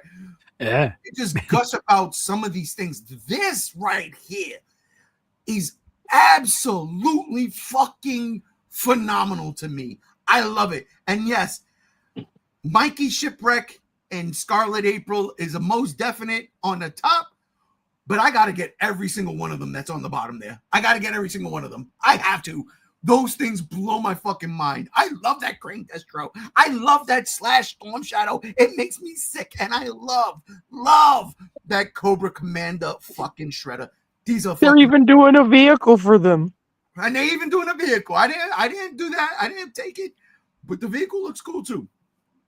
I like how they've altered the G.I. Joe logo to say a real reptilian hero. Which Yeah, I didn't want to get any weird about that, but I mean, you know, the reptilians are taking over the world. We're in deep shit, and now they're coming out blatantly and saying it. Oh, G.I. Joe, a real reptilian hero. Think about it. It's all corrupt. So we're all fucked. Bad Bunny, save us! Oh my God, Usagi Yojimbo is a bad bunny. All right, I'm sorry. I mean, yeah, He is a bad he do be a bad bunny. He do be bad. Rob, you posted this. You sent this to me. This is one of the last things you sent me that fucking made my fucking head explode. I think Gam Gam sent this to you actually. Gam Yeah, Gams, no, I did. Gam Gams, you're the worst person in the fucking world right now. I hated Rob earlier today. Now I hate you even more. That's not true. But Gam Gams, in all honesty, we have a love for the Ninja Turtles. I do. I love me some Ninja Turtles. Yeah. And I never ever like talked to you about G.I. Joe. I didn't know what your feeling was, but what do you think of this? I don't have any attachment to G.I. Joe. I'm gonna be very honest, but this is still cool because G.I. Joe is one of like the toy line based fucking cartoons like Transformers, like He-Man, Masters of the Universe, and all that, which Ninja Turtles also recently had a crossover with Masters of the Universe. So G.I. Joe is just the logical next step here. Let's be honest, right? Yeah, we did get the Paddy Wagon Transformers, so that already happened. Yeah, dude. Oh my God. I want to put this out there to my brothers in the chat right there. Y'all know who I'm talking about, especially y'all New Yorkers, okay? We're about in and around the same age range. I want to say, if we're not, I apologize, but I don't want to date y'all. Age date y'all. You know what I'm saying? G.I. Joe was some of the best fucking toys that a kid could have in the 80s, period. They were articulated in a sense where you had the not ball joints, but you had the Swivel hinges. Swivel hinges, yes. The one problem with G.I. Joe toys is the rubber band that connected the torso to the legs. If that snapped, you're fucked. I've got 7 of them still here in my house right now. I gotta find them. They're in half because the rubber band snapped. But those rubber bands were nice, thick rubber bands.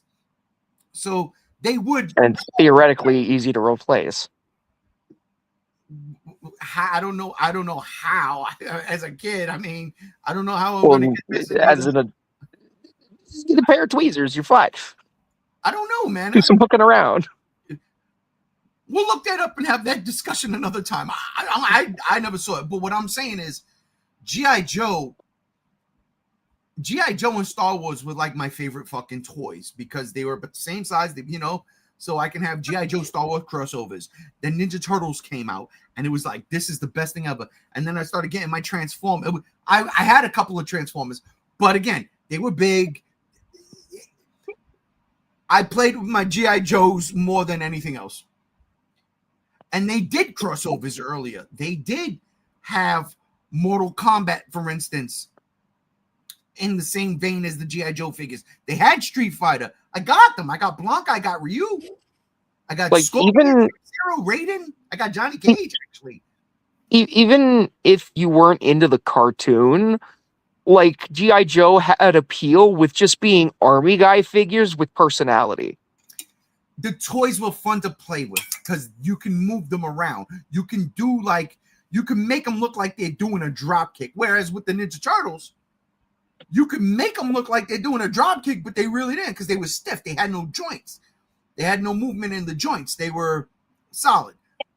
That being said, it looks like this has done fixed the problem. This looks like Ninja Turtles and fucking G.I. Joe. I'm done. I love it. I love it. I can't wait. Rob, are you buying some things? Probably not. Yeah. I might get Cobra Commander Shredder because Shredder without a face is badass. Yeah, I have a Shredder fetish. So I tend to buy any kind of weird Shredder thing. And this is a bought, but I have to get that Destro and Slash. I have to. It's fucking dope. So this is just a preview of what we should see tomorrow. And again, like I said, Rob, I wish you were there. I wish you would be able to be in there and record and see these things live, because it wouldn't just be these things. It wouldn't just be these things. And I mean, now that I've seen this, I'm like, oh God, I need this. But one of the things I'm hoping that is there tomorrow, one of the things, never rub another man's rhubarb. You ever dance with the devil in the pale moonlight? Uncle Todd. It hurts my heart, but I understand. Business is business. And now business is going away from my favorite toy line as an adult. And that's fucking crazy to say because I literally just started collecting these things 2 years ago.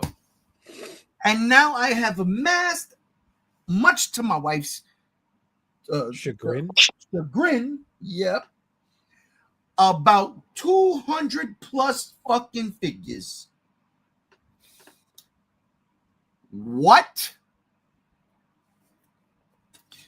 And it's fucking crazy. But yeah. G1's holy grail, and he said this from the jump, has always been this motherfucking figure right here. I need a Jack Joker. I need it. You don't understand. And when these pre-orders go, look, if I have to pay the fucking black market prices, so be it, Jedi. But I'll keep on the lookout at my Walmart. Oh yeah, no, I am going to listen. As soon as this shit drops, day one, release, whatever, pre-order, whatever, I'll be all over. GameStop, Entertainment Earth, Big Bad, Amazon, all that shit, and a bag of Chips Ahoy. Yeah. Because this is my holy grail. And I'm hoping that tomorrow, when Toy Dan or whatever his name is that goes to all this shit, Pixel Dan, shows up, I hope to God I get to see this shit from someone's real perspective. I want to see this shit displayed. I want to see it. I need this. Oh, I need it so bad because, you know, they're leaving because Mattel is buying everything. Yes, they are. Yeah. Yes. This is so weird. All right. Why is this weird, but why does it make sense also? Like Rob. this is Go ahead. James, go ahead. No, go ahead, James. Like looking at this as a Ninja Turtles fan, right? And knowing the history of this franchise with toys, at least for like the main line kids toy, going to Walmart and picking up a fucking Ninja Turtle like line goes is usually Playmates, right? And you know what's Playmates' biggest competitors in that particular toy aisle? It's Hasbro and it's Mattel. Yep. So out of the two, I think Ninja Turtles got off the best. Really looking at it, but like, I'm very curious am very curious to see how Mattel is going to handle a mainline Ninja Turtles like That's toy line. that's What are that. they going to start with? Yes. What are they going to do? Yes. I have I have a sinking feeling it's gonna be that Mutant Mayhem shit or the Mutant No, I think they might start with 87, if I'm going to be honest. Okay, so let me ask you this question. Because I'm glad you brought that up. NECA has done 87s to perfection. Super 7 has done 87s to perfection. Indeed. And not only that, Super 7s has done Playmates to perfection. Yes. I mean, I can't get over some of those Super 7s. I'm like, I own these fucking toys and they've made them bigger, and I don't understand how fucking, it doesn't make sense to me how fucking great they are. That's why I love you, Super 7. You don't worry, I got you. You're coming up. But you think they'll do 87? What difference can they do that we haven't seen before? Because again, NECA, I think, knocked it out the park with their animated. Absolutely. But NECA is a different tier of toy line than what Playmates, Mattel, and Hasbro put out normally. Like Hasbro teeters the line to where NECA is sometimes with like their big series, like not Transformers, no, with stuff like the Black Series for Star Wars or Marvel Legends. I mean, Transformers is like the Prime Age of Primes figures, and they have the different studio version things. You could get a Transformer from Hasbro for $5. You look at that Transformers, the same thing that costs you $55, and you're like, what? Yeah. So I'm thinking, because like when it comes to Playmates, they have quite the history with trying to adapt the 87 Turtles faithfully in toy form. And them being, the tier of toy age demographic that they are. And Mattel being the same thing, they could potentially give us accurate 87 Turtles for that $10 to $15 kid toy range for once. Where they won't look the best, like compared to the higher tiers like the NECAs and the Super 7s and things like that. But they'd still be more accurate than Playmates' best attempt at making an accurate 87 Ninja Turtle. That's true, because they still stuck to that Playmate style. Yeah.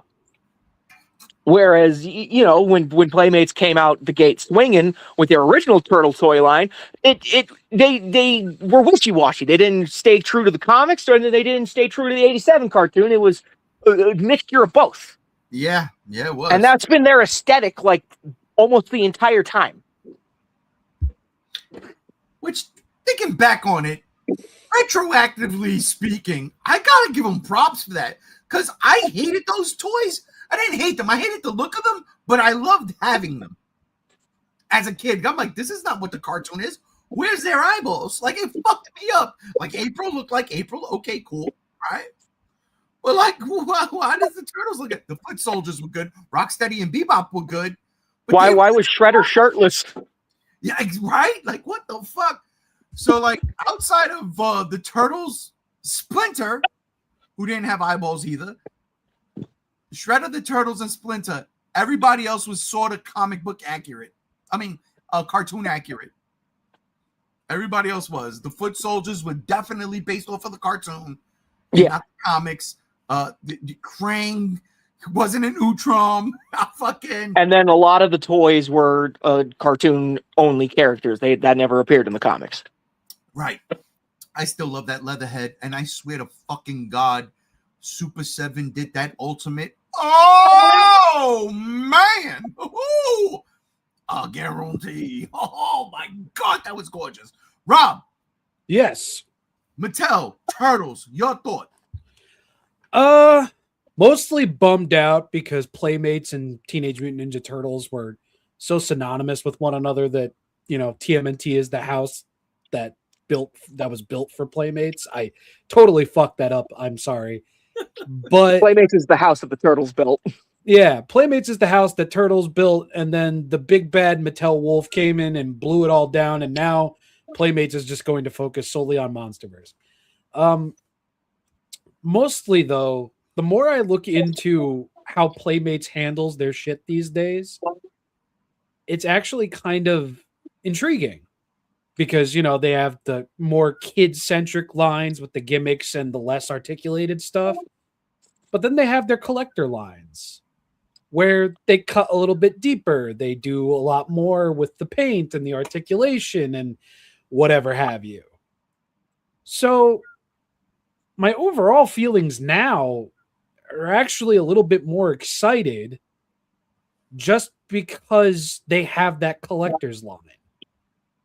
And I don't have to pay $65 to $70 for it, which is great.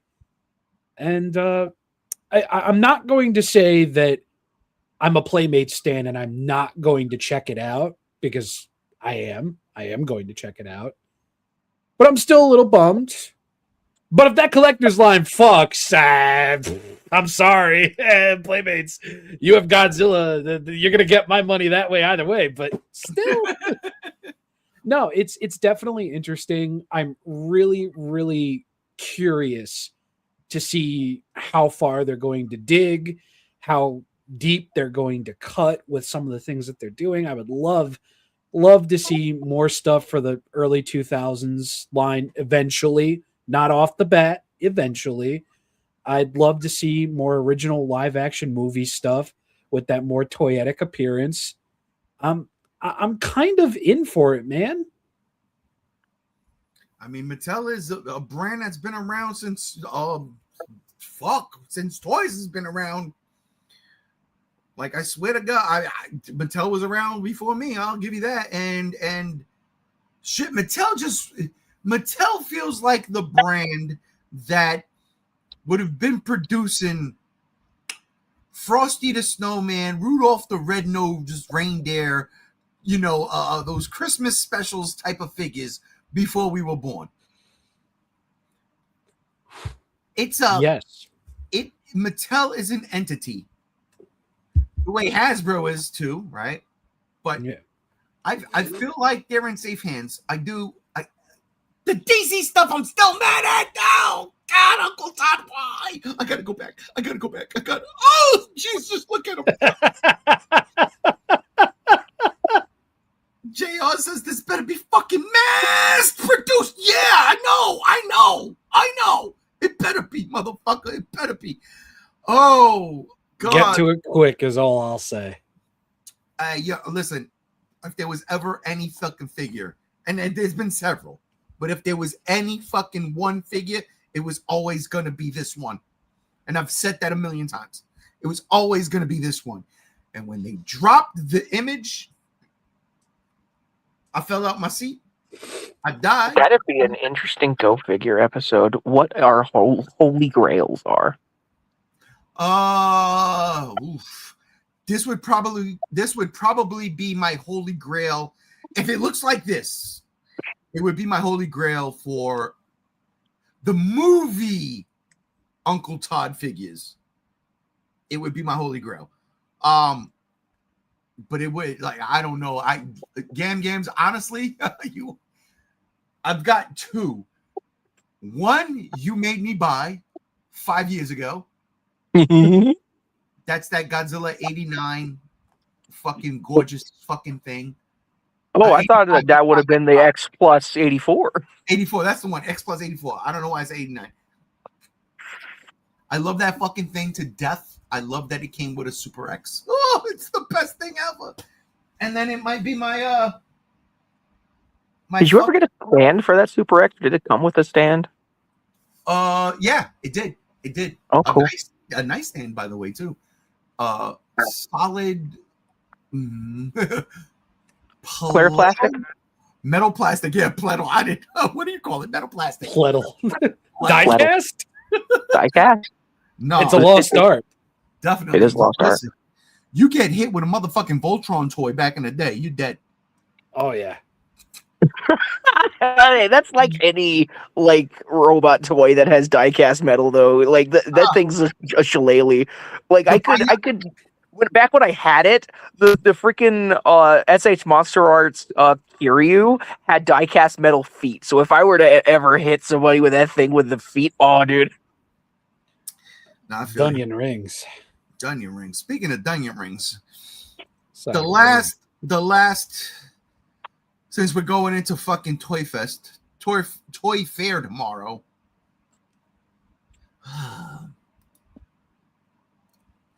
Let's just get it over with. Let's just rip the fucking Band-Aid off. Ladies and gentlemen, I was mad at Rob today. I really was. I mean that in the most lovingly way possible. Oh boy.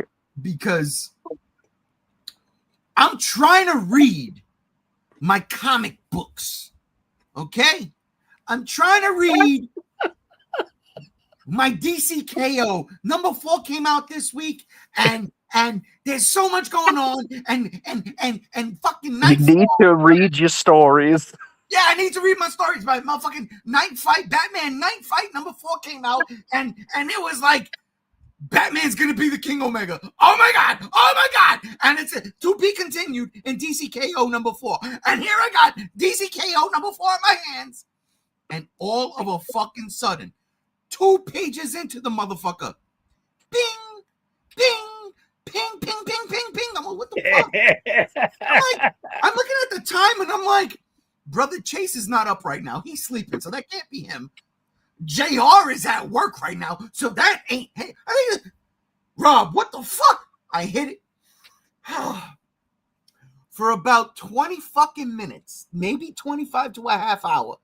I could not read my comic books because from the great state of the tri-state, my brother from another motherfucking Robbie Butterfugo sent me everything he knows I fucking loved in one fell swoop, and I was so fucking angry, but I love you because God, Jesus Christ, Super 7, why are you the greatest thing of all time? Oh my God.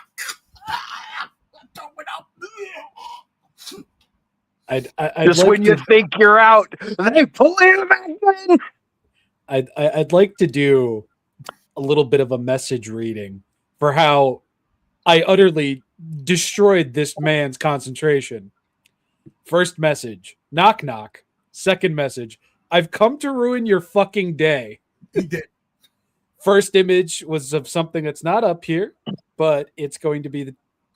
Do you have that image, Ray? For later? Or? I don't think I do. I don't think I do because I was fucking around and crying a lot. Oh, no, I don't. So, knock knock. I'm going to fucking ruin your day. First image that Ray's going to get. I'm getting it right now. And I'm like, oh, that's not too bad, question mark. And then I drop the image of the Heisei wave of Little Godzilla, Mecha King Ghidorah, and Space Godzilla. All right, and then I hit him. Before you go on. Before. It's funny. Before you go on. That's exactly what it starts with. Fucking B4. Bingo. Oh, my God. He knows I got a fetish for these things, man. He knows. This was the first image he sent me. Yes, the Cherry Blossom Godzilla and Mecha Godzilla, both obviously from the Heisei era. And dude, like I have the Jet Jaguar and Godzilla from the first issue of the Cherry Blossom things. These things are fucking astounding looking in hand. In hand. I need the Godzilla. I've got Jet Jaguar. Gorgeous. Unbelievably so. Like beautiful. You gotta put this shit in plastic, like comic books. You can't fucking mess with these things. The box art, it's in hand gorgeous. Absolutely. So he sends me this, and I'm trying to read my fucking comics, my hobby gams, and he's fucking throwing me off right off the bat, motherfucker. And then I hit him with the next wave of reactions, which are the Heisei Mecha King Ghidorah, Little Godzilla, and Space Godzilla. The best fucking series of Godzilla movies ever. I know y'all hate them, but I love them. Look at. But then I hit him with the fucking Billy Mays here. But wait, there's more. And we have the image on the bottom left. I actually didn't know about the Super Kaiju until a bit later. But down here in the blind box, we have a mystery Minya figure, which I don't know what it is. We have a Minya blowing his little heat ray fucking O's. We've got a deep cut fan favorite, Kamacuras and Kumonga. And most importantly of all, we have Dad Goji. Dad Bod Goji. I just found out I had jaundice Goji. It's just Son of Godzilla, the blind box. It is Yes. Son of Godzilla blind box. Yes. And that is probably the best part about this, because the Godzilla Monster Island blind box series does this special little thing, this very, very special little thing, where they styled the reaction figures in their colorways as closest to the on-screen images that they have. And you see it right there. Look at that Kumonga. Look at that Kamacuras. Come on. Yeah. Yes. Like, they're on fucking point, and I dare anybody to tell me fucking otherwise, because you can't, because you're wrong. You're absolutely wrong. Look at Yeah, that. color-wise, those are that's it. Yeah, that's it. And yes, I know a lot of people are going to be very upset that Kamacuras and Kumonga are not going to be in their own cards, as a standard reaction is, but I am, and I'm going to tell you why. yes. Because my wall that I've been putting fucking reactions up on with thumbtacks, I literally go through the fucking series, movie by movie, and I've got Minya all the way in the motherfucking corner, all the way in the corner, because I'm waiting for that Godzilla, that Kumonga, that Kamacuras to go in front of it for Son of Godzilla. But now I don't get it. Now I gotta buy a fucking blind box, which I ain't mad at. I'm gonna buy it. Okay, you understand? But it's pissing me off because it should be carded so I can put them on my fucking wall. Now, that being said, look at the gorgeous things up top there. Look at those SI beauties. I mean, yes, finally, I could put Space Godzilla right behind Mecha Godzilla 93. That would make sense. And then I could put fucking Chibi right behind Space Godzilla. That would make sense because, you know, when Super 7 gets around to making the fucking 93 Godzilla, well, it's the same thing, 93. I got it. Don't you fucking do that, bro. See, that's my point. You did that to me all day. You piss me off. Wait. What does that laugh mean? Yeah, exactly. You're vague posting right now. Little Godzilla. JR comes in. Bandai, where's my Kumonga Super 7 beat you? Yeah, Super 7 beat them because they're better. Because Super 7, I got to give them all the props in the fucking world. I love them. My wall is adorned with Super 7 fucking Godzilla figures. But I don't have all of them up because I'm trying to space them out in order of the fucking movies. That's the goal. But they're ruining my goal right now. I understand. It's a business thing, nothing personal. But you know what? I'm taking it personal. I mean, you know, if they have these, who's to say that they won't have carded ones down the line, you know? They more than likely won't. Oh, well, damn. And This is like a heavy against card, more than likely not going to happen type deal. I could see that. And you know what, Games, you nailed it right on the head. This is Son of Godzilla blind box. I could totally buy that. And you're going to get all of these figures because maybe Kumonga doesn't sell. Kamacuras doesn't sell. Like, I can imagine the chase Minya being like Minya covered in Kumonga's silk. That or snow. Yeah, or snow. No covered. Yeah. But Wait, did you say that as factual or you just...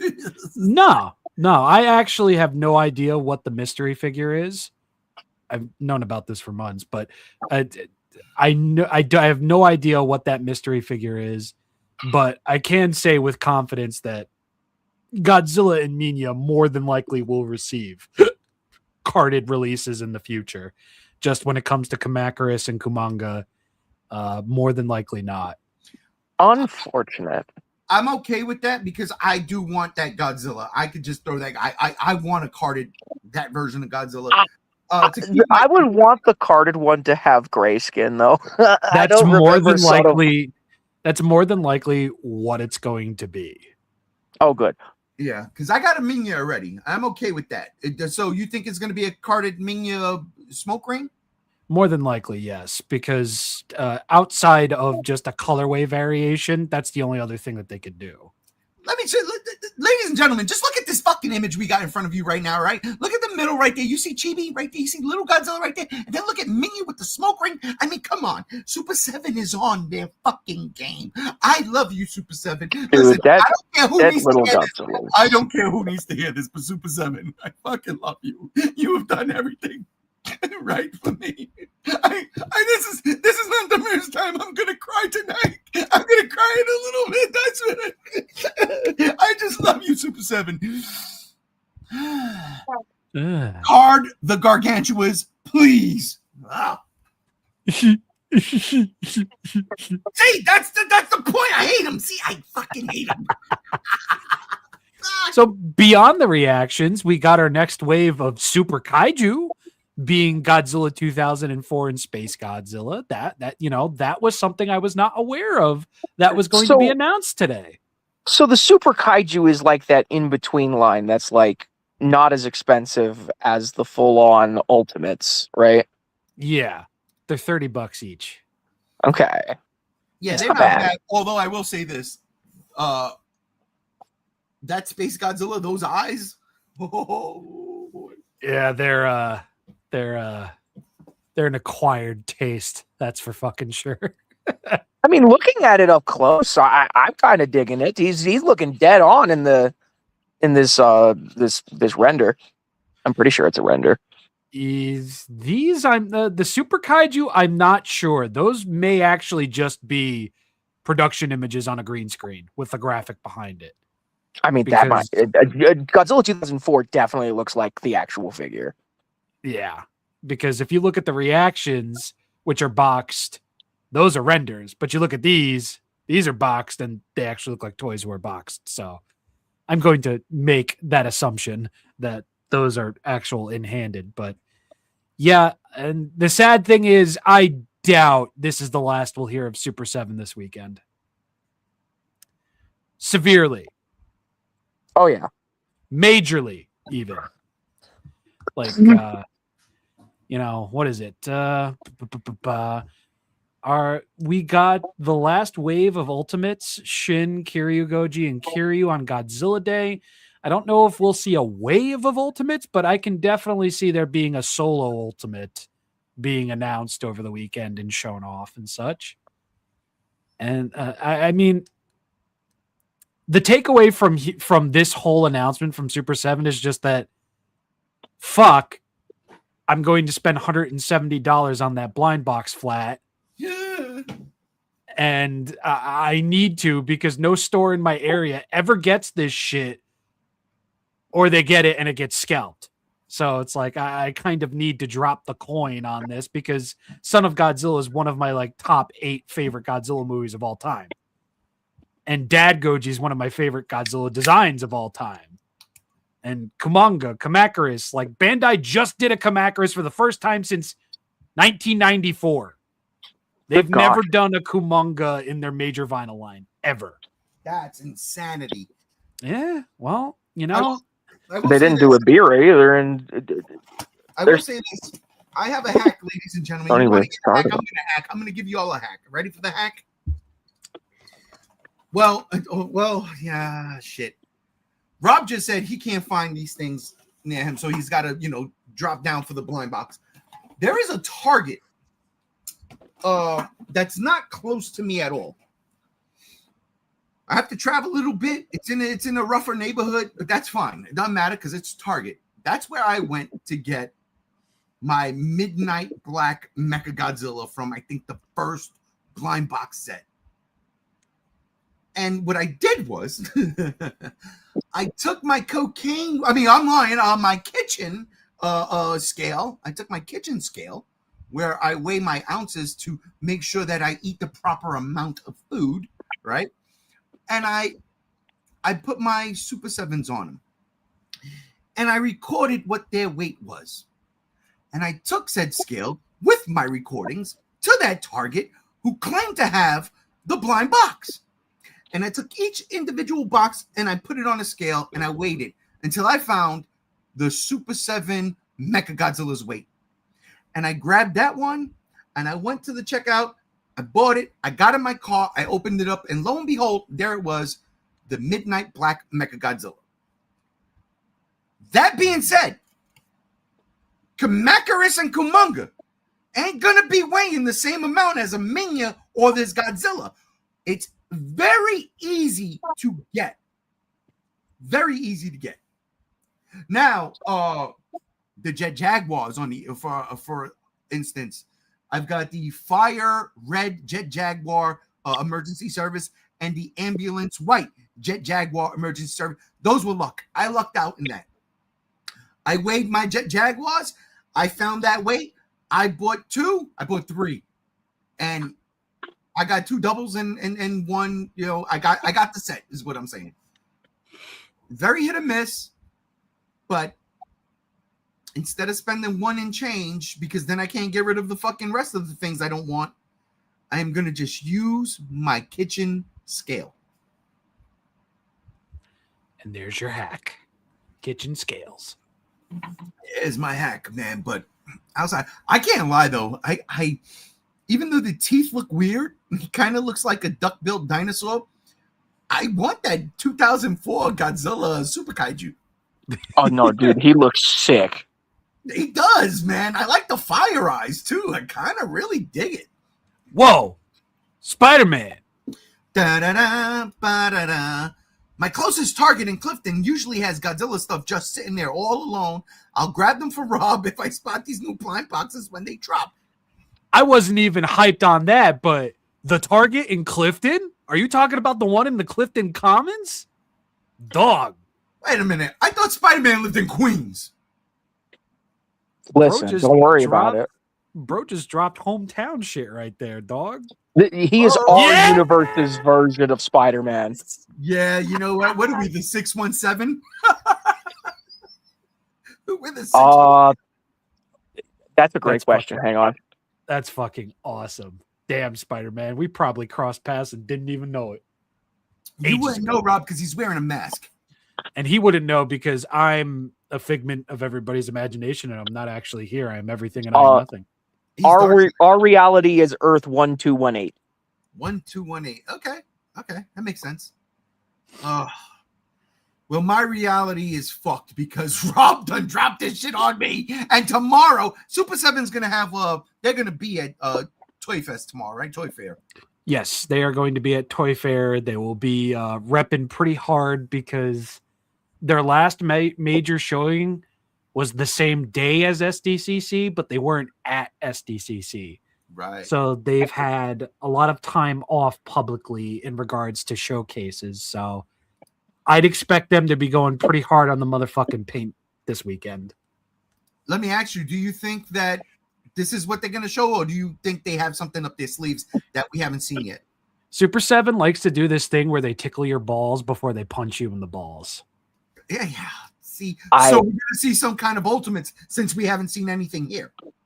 I imagine we're going to get a solo Ultimates and maybe a couple of other things in regards to Godzilla. Maybe some new fun. They did also like showcase fun minis today, none of which were Godzilla related. They were Charlie Brown and the Peanuts. Fun minis? What are you talking about? Fun minis are essentially going to be blind boxed funs. Oh, they're going to be smaller. They're not going to be what they are like when they're showed off solo. But fun minis, from what I was told, have been in the works for a little bit. And I'm sure if the fun line doesn't go belly up, which I hope it never does because I love it, Godzilla fun minis will be a thing as well. Ooh, nice. Okay. Can I have a question? Reaction? Huh? Can I get a fun reaction? Probably not, but I don't see. I mean, if I worked at Super 7, I'd be like, yo, perfect cross branding right here. All I I'm have a saying, question. Oh, Yeah. go ahead. no, I was gonna say I didn't talk enough about that Mecha King Ghidorah. He's going to be a blunt weapon. That's for goddamn sure. Oh, yeah. Yes. No, let me stop. That's a shillelagh. Jesus Christ, I love it so much. And oh, you know what they need? I'm telling you, I said this before, and y'all laughed me off. I don't care. They need to start making the fucking human figures. I don't care what anybody says. They really do. Come on. They really They need can't. to make- No. They really I know can't. they can't, but Oh, they because of, but licensing? they should. Toho needs to actually be cool about it. Well, it's not up to Toho because these are the likenesses of people who are no longer with us. Okay, but you know what? Let's just, you know what? We can AI their voices and say it's okay. Oh my lord, Yes, that's morbid. You're terrible. Yes! We'll do it. No. We'll do it. I have a question though. Those poor door rats. Sure. Yes. So, for someone of my financial status, unfortunately, hopefully that changes here soon. But for someone of my current financial status, if I had a choice between one line to collect and follow between the Super Kaiju line and Bandai's action figure series, which one would you recommend more? Action Bandai's action figure series. Yeah. I agree with that. Listen, I'm a Super 7 stan, but those Bandai action figures, those are fucking legit. Okay. And that recent King Ghidorah 1991 kind of just opened the floodgate for holy shit. But which bums me out because my Walmart only has Godzilla 2004. And you see, that's the fucked up thing. These things are out in Japan, but King Ghidorah still hasn't received a US release. And I keep getting comments of people asking me when action figure series Destroy is going to get released. That shit's been out for almost 7-8 months now. Oh my goodness. Yeah, Yeah, so Bandai America's not handling this very well. Well, fuck me. Yeah, here we go. This is why I love having him here, even though I hated him today. I don't even know if I can fucking say it, so I'll save that for the aftercast. But sorry, folks. Let's just say there's been issues beyond the American branch's control to a point where sometimes they have received stock after going through the reprinting and tagging and reboxing process 11 months late. So, oh goodness. Which isn't exactly a bad thing if you're trying to save money. But that's where Super 7 kind of has the leg up on Bandai, because when Super 7 says like shit's coming out, it's kind of already technically at your store. So let me ask a quick question before we move on to our final topic of the day. Rob, I'm throwing this one at you. Okay. Super 7, they underwent a massive overhaul. There were people laid off. There was new management put in place. We thought there was going to be extreme problems happening when this went down. This blind box, these Hesai reactions, those are my favorites. Is this from the new management, or was this already in place and it's just going forward now? I was led to believe that these have all been in the works long before the layoffs, the new management guy and everything, save for the Super Kaiju stuff. The Super Kaiju stuff I rarely hear about, but like in terms of reaction, like I've been hearing about Space Godzilla and Mecha King Ghidorah for quite a bit. And the Godzilla Monster Island blind boxes, I mean, I think I've known about them for almost half a year now. So I think these things were already in play and were just going to happen. There's a lot that still isn't like here yet, though. And they've missed their release date. So Destroyer? Yeah, well, Destroyer... That's another Destroyer. But But ladies and gentlemen, you could go on Super 7's website right now and you could get Shin Godzilla. You could get fucking Kiru. You could get fucking charging up Godzilla 2000. Yes. Right now. And get them. Go buy them. Get them, man. I'm marking out. I'm standing hardcore right now for Super 7, especially the reaction shit. Get them because these figures, again, it goes back to the very first topic of the day, how, Transformers, the movie, ruined the fucking children and made us fucked up in the head to now, but here we are living in this fucking world where all of these things are reminiscent of that age. The reactions, like Rob said, the reasons why they appeal to someone like me is because I got Kenner Star Wars figures, and they were my favorite things up until those G.I. Joes I was talking about earlier. And the reactions are basically Kenner Godzilla figures. I mean, they even have the Kenner font in the reaction. So it's perfect. It's like someone like me sees that, I'm like, oh, it's got or whatever this reaction. I don't care. They do it not only for this, but Transformers, the fucking Universal Monsters. I mean, I've got my wall indoors in this room in the studio is adorned with Super 7 reaction figures. I'm not even lying. And one day I will take a picture and I will post that to show you that I'm not lying. G1, I do want to ask. Oh, go ahead. No, I do want to ask. Are you aware of how reaction came to be? No, I'm not actually. Oh boy, I'll make it. Cool. I'll make it short. This is the first time I actually ever heard of Super 7. Super 7 happened to come across a bunch of official, unreleased Kenner figures for the 1979 movie Alien. And they made them. They sold insanely well. And that's why the line is here today. So you have Alien to thank. God bless you, Ridley Scott. God fucking bless you for not doing the George Lucas. Yeah, you could thank Alien for having Kenner style Godzilla figures. Yep. Yeah, yep. I mean, look at this. Look at this motherfucker right here. I have the first production, first release, Big Chap Xenomorph, right here. This is based off the big fuck off Xenomorph that was released however long ago. Removable dome, glow in the dark brains, little switch for the tongue, mouth, and everything. Looks like he's chewing on some chiclets. Hold up, so that's a $20 figure? I think when I first got it, it was like $15. And they give you all that? They gave you all that. Basic arm, leg, and yes, even tail. And you'll never guess how I found out about it. Pray tell.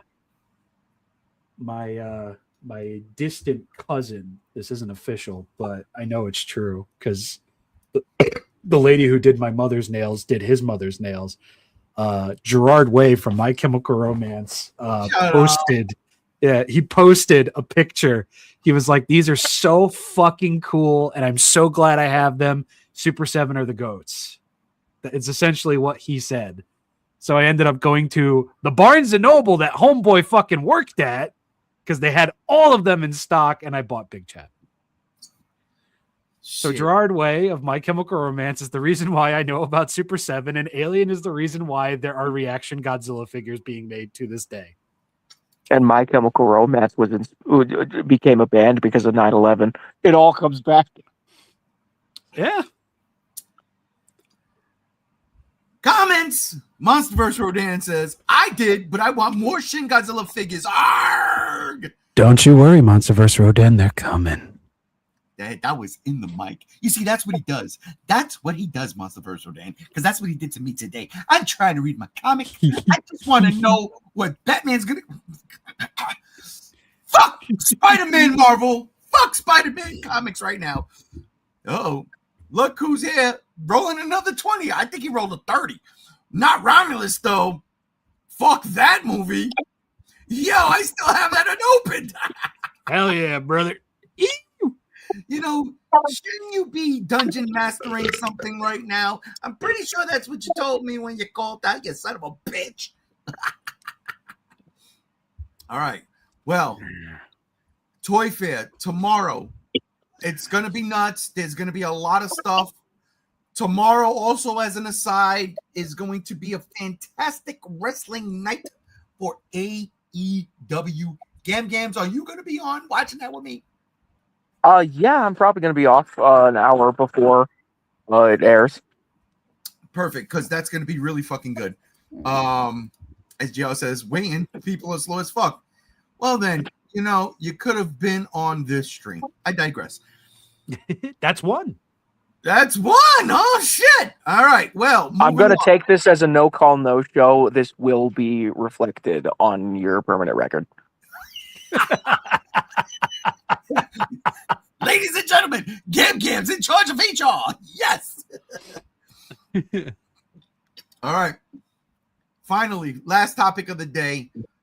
Again, didn't even see this coming, but yesterday, Sony had a state of play.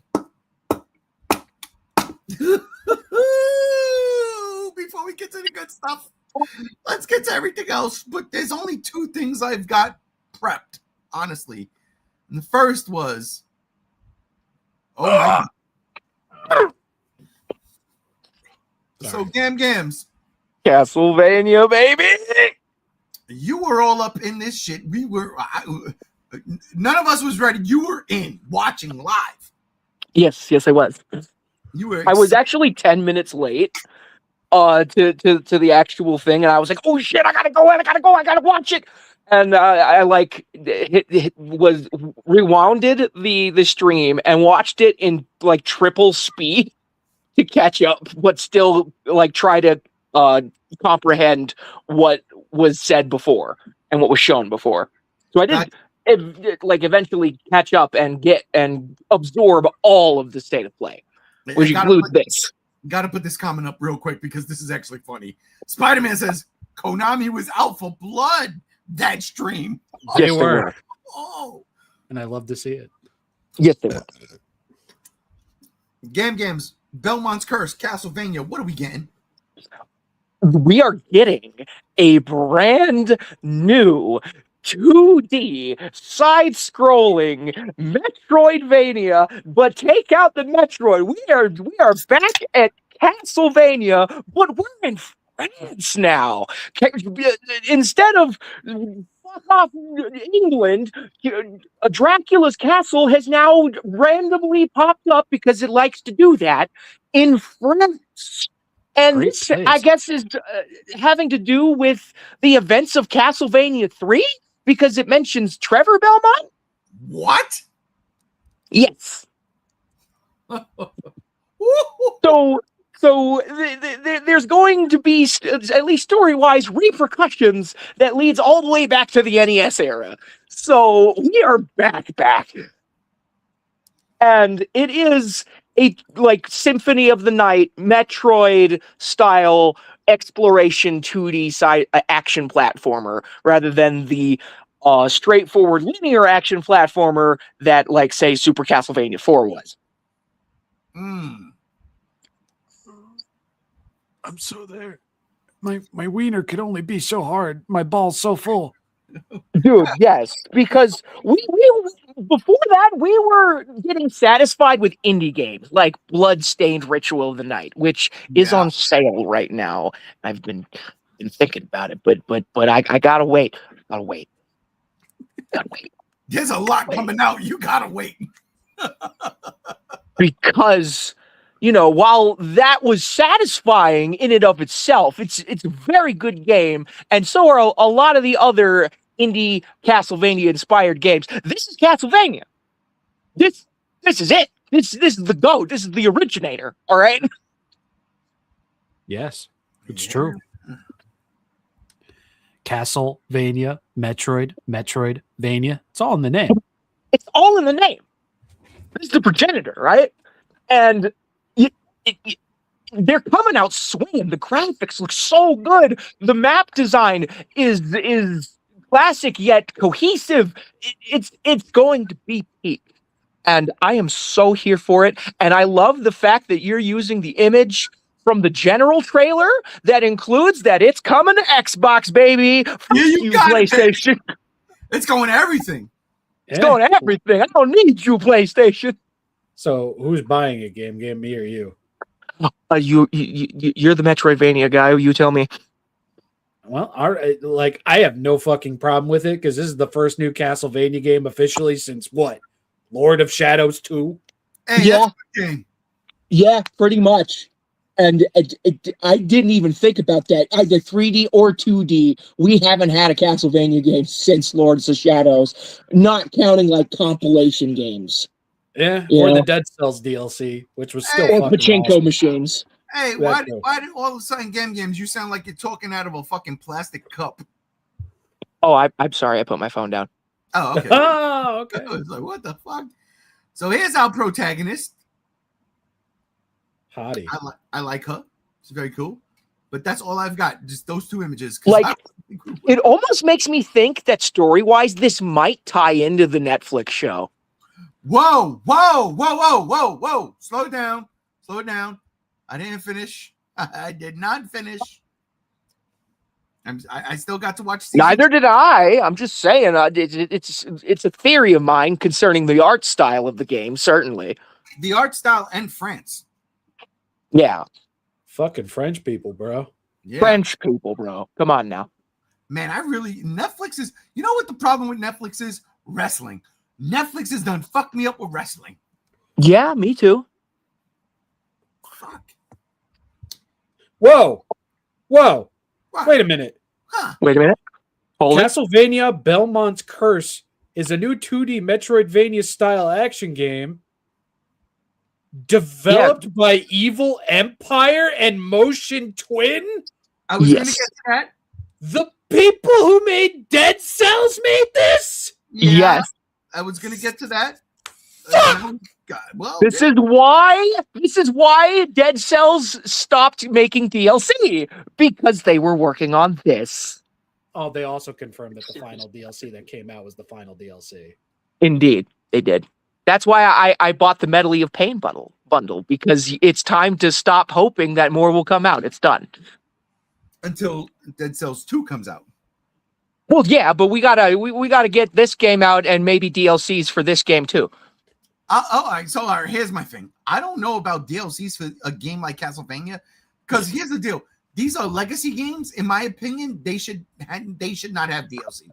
They come out, and granted, we live in a world where, there's going to be DLC, but just personally, my personal opinion, this game should come out complete, full, 12 hours, 15 hours, and that's it. You get the complete full thing. That's what it was back in the day. But even back in the day, you could beat Castlevania in like 2 hours. Right, let me G1, let me ask you a question. Let me ask you an honest question. Okay. Have you ever played Dead Cells? Yes, I own it. You do. Do you have any of the DLC? No, I don't. So you have the full base game. I do. Have you beaten the base game? No, I didn't. Is it the roguelike? Stop talking. What I'm trying to say is I bought it because I'm going to show my ass here. I thought the achievements were going to be easier than they were. It's a roguelike game, man. You're I didn't know. for the long haul. Hold up, but hear me out.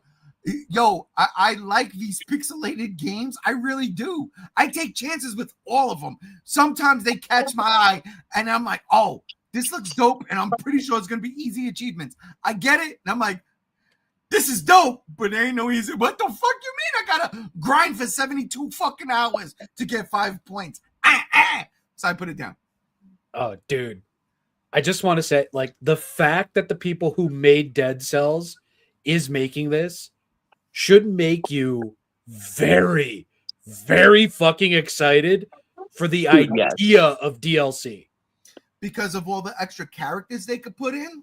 Not even just the extra characters, but the world extra maps. The world in general. Because when these people do DLC, they do it like fucking Hollow Knight, except it's not free. The new maps are fucking huge. The bosses are even better. It makes the game better. You thought I beat the original Dead Cells before the first DLC came out. I sat there, I got my dick in my hand. I'm like, yo, this shit was fucking great. I'm gonna fucking bust a nut and everything. Fucking 3 days later. Oh yeah, by the way, we got DLC coming out in 32 hours. And I'm sitting there like, fuck. And it got better. It got better. And it extends the story too. The whole thing. Not just like a little microbial thing, but the entirety. These people do DLC correctly. And that's the best part. Absolutely. But I'm also just excited for the base game because these dudes know how to do a Metroidvania style game, dude. Like, they know. It doesn't even have to be a roguelike game, which I'm hoping it's not. No. Definitely not. Not Castlevania. Not Castlevania, no. No. What I would appreciate, like a straightforward story mode with intentional level design, and maybe like to have replay value, have a roguelike mode that you unlock when you beat the game. Or even just fucking free roam to the point where you've beaten the game, go back throughout all the map, find everything you missed. Yeah. That's something a Castlevania game needs. That and being able to whip in more than just up, down, left, and right. I'm talking diagonals. Yeah. I better be able to moonwalk the whole 9 yards. Well, give me that thing from Super Castlevania 4 where I can just hold the whip and then like shake my my control stick, and then it just whip the whip around and flail it around like a motherfucker. Yeah, with like friggin' actual physics to the chain. Wait. Was that like a Wii thing? No, that was part of the Super Nintendo. Yeah. What? Super Nintendo was doing. I'm telling you, man. As much as I don't like them anymore, but Nintendo did. Nintendo did. Oh, back in the 16-bit era, Nintendo was king. I'd argue they still are. I loved my Super Nintendo. I just didn't play Castlevania on it. Oh, bro. Castlevania. Super Castlevania 4 is fucking... What, did you play Castlevania on the Genesis? No. Yes. No. But I've played all of those games on my Xbox when I got the Castlevania collection, baby. Yeah. Okay, so you know about Super Castlevania 4. Mm-hmm. Good. I'll be honest with you. Castlevania was one of those games when we would go rent fucking video games. This shit was very hard. It's like, oh, what the fuck? Like, it sucked. I hated. We couldn't get anywhere. It was what? I want to fight Frankenstein. Can't even get to Frankenstein, let alone Dracula. But it was Castlevania 64 that I actually had fun with. Wow.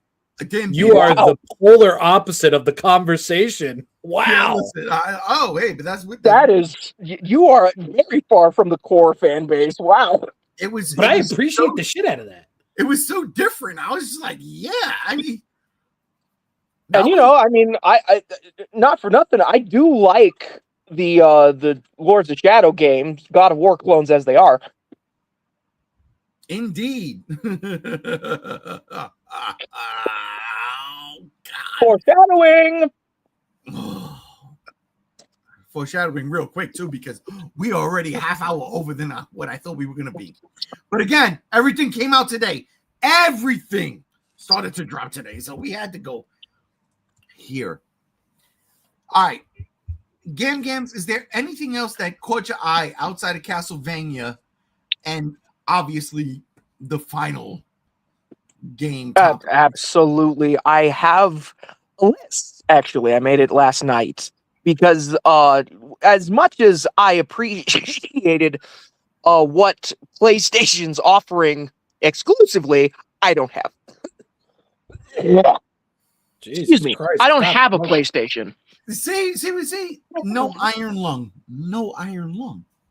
I know, right? Start drinking. But one of the big games that was shown, it was shown previously at the Game Awards, but Control Resonant is the sequel to one of my favorite games from the Xbox One era, being Control. Did not know that it was a spin-off of the Alan Wake series. Still need to play that. Yeah, Sorry, my Rob. $5. My $5 is going real good right now, huh? I'm only fucking with you. I love you. I do want to say one thing about Control Resonant. Go ahead. I am a certain percentile less interested because Jessie isn't the main character in this game. No, she's the main villain. Yeah, I know. You gotta play Alan Wake 2 DLC, buddy. You gotta play Alan Wake 2 DLC. Get grinding. Okay, I guess I gotta play Alan Wake 2 DLC. Goodness. You do, because she's in it. She's in it? Oh my god. All right, She's a character you play as. What? Yeah. Oh my god. Yes. Dude, Stop mucking about. I need to stop mucking about. Oh my god. You do. Okay. Dude, you can get Okay. through Alan Wake Remastered dumb fucking quick. It'll take you a weekend at most. Okay. Okay. not that long. I'll install it. I'll install it. Anyways, the actual gameplay just looks so sick though with the expansion of the melee combat, because the melee combat was the first Control's main weakness because, well, it was more of a third-person shooter than it was a action combat game. But I am appreciating the updates while still keeping the third-person shooting. I hope that it's more balanced and we still have the nice third-person shooting that we had in the first game, along with the cool powers like telekinesis and shit. But you know what I've seen from like the state of play, I'm more than happy with. I'm very hyped. I'm going to buy this game. I love the first Control. I bought both the original Control and the Control remaster. There are two versions of that game that you could install on our Xboxes. Yes. But another game was John Wick, the video game, brother. Oh, wait a minute, John Wick. What? John Wick, the video game, dude. We're getting Keanu Reeves doing the mocap. It almost looks like it's set like back before he met his wife and he was actually like, full-time assassin. Yaga? Yeah, when he was a real Baba Yaga. Yeah, actually an actual real Baba Yaga. So that's going to be cool to look back into that era of John Wick's life, if that is the case. And the gameplay that was shown after what would look like was going to be just a cinematic trailer, that caught me off guard and blew me away. That was sick. It was very awesome. Very, very reminiscent to the movie. And it's like, yeah, okay, we could do all that. I want it. Yeah, dude. That was sick. And that was a game that was also confirmed coming to Xbox and PC and PlayStation. It's not just PlayStation and PC. So, good. Hell yeah on that. Thank you, Xbox Master Race. Right? Goodness gracious. Don't let JR hear that. We talked a little bit about it before we hit live on the podcast, but Star Wars Galactic Racer looks really good. Oh, that aired on the State of Play. I saw that trailer today. I missed it yesterday, and apparently I missed it during the Game Awards. But fuck me, I don't like racing games, but I like Star Wars, and that really looked like a good time. Oh yeah, absolutely. It definitely gives, like I said before we hit live, it definitely gives F-Zero energy, but with a Star Wars coat of paint. And a high def, fucking modern coat of paint. Oh yeah, their graphics are hell yeah. The locations we saw, I thought was fucking phenomenal. We got fucking Tatooine, Hoth, low key. Star Wars games have like some of the best graphics in the industry whenever they come out. Like the Battlefront games, as much as I fucking hate them, they have the best graphics of any the freaking Star Wars first-person shooter I've ever seen. That's just the movies in the first person. And then the Jedi Survivor games, oh, crisp, beautiful graphics. And now this, I mean, there was another game. I haven't played that one. Outlaws or whatever the fuck it's called. It's on Game Pass right now. Yeah. I don't know how that game looks graphically, but you don't. I don't. Okay. I got it downloaded. I haven't played it yet, but I'm going to. Maybe in March. Maybe in March. I'm playing Chorus right now. I'm replaying Chorus because I never beat it, and I'm having a good time. But I digress. I mean, if you're into it, just for the audience's sake, we got another look at 007 First Light. Okay. Which is, I guess, like a James Bond origin kind of game. 007-1. Yeah, totally. Indeed. Metal Gear Solid got the Master Collection Volume 2. I actually had something set for that, but then I deleted it because I really don't care about that either. Yeah, I'm just going through a lot of the third-party offerings because these are the games I actually care about because I don't have a PlayStation. That's going to change because of the game that's coming up. But the other main one that I'm hyped for, because I personally love this company to death, to the point that I bought every single goddamn DLC, probably equaling over $100 for one singular game, and that is Arc System Works, and that other game would be Dragon Ball FighterZ that I sunk so much money into, and the other game that I'm probably going to sink even more money into is going to be Marvel Tolkien Fighting Souls. Ooh, because some of those fucking costumes on the DLC list, wow. And not only that, but we got showcase of X-Men characters in particular, and one of them people thought wasn't even going to leave like the Overwatch clone hell that is Marvel Rivals, but then there she is coming to Marvel Tokon, so get fucked.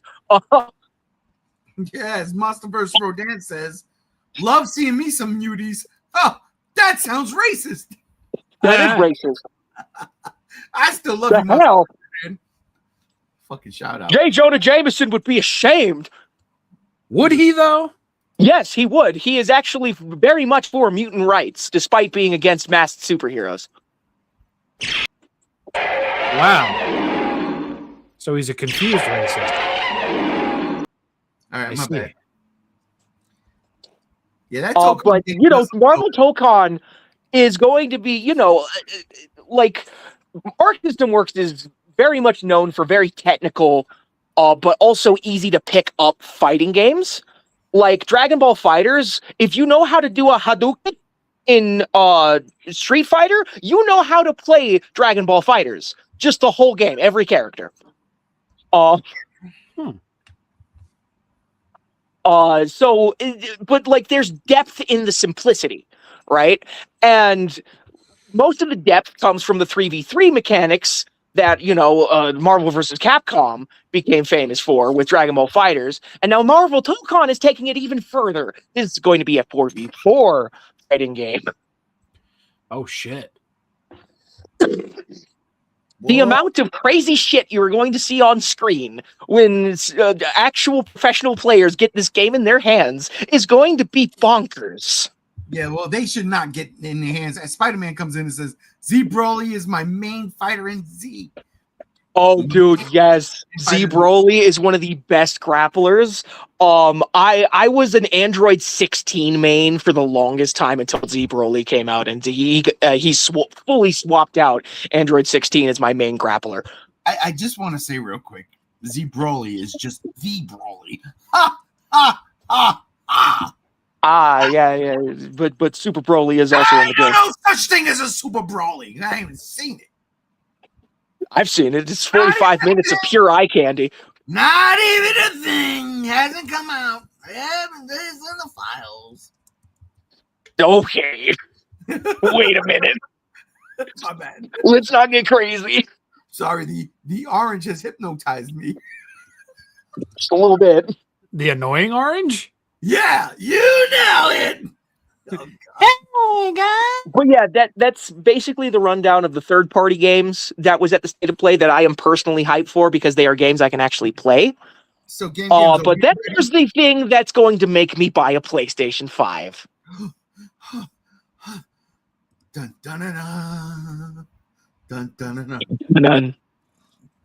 Dun, dun, dun, dun, dun, dun,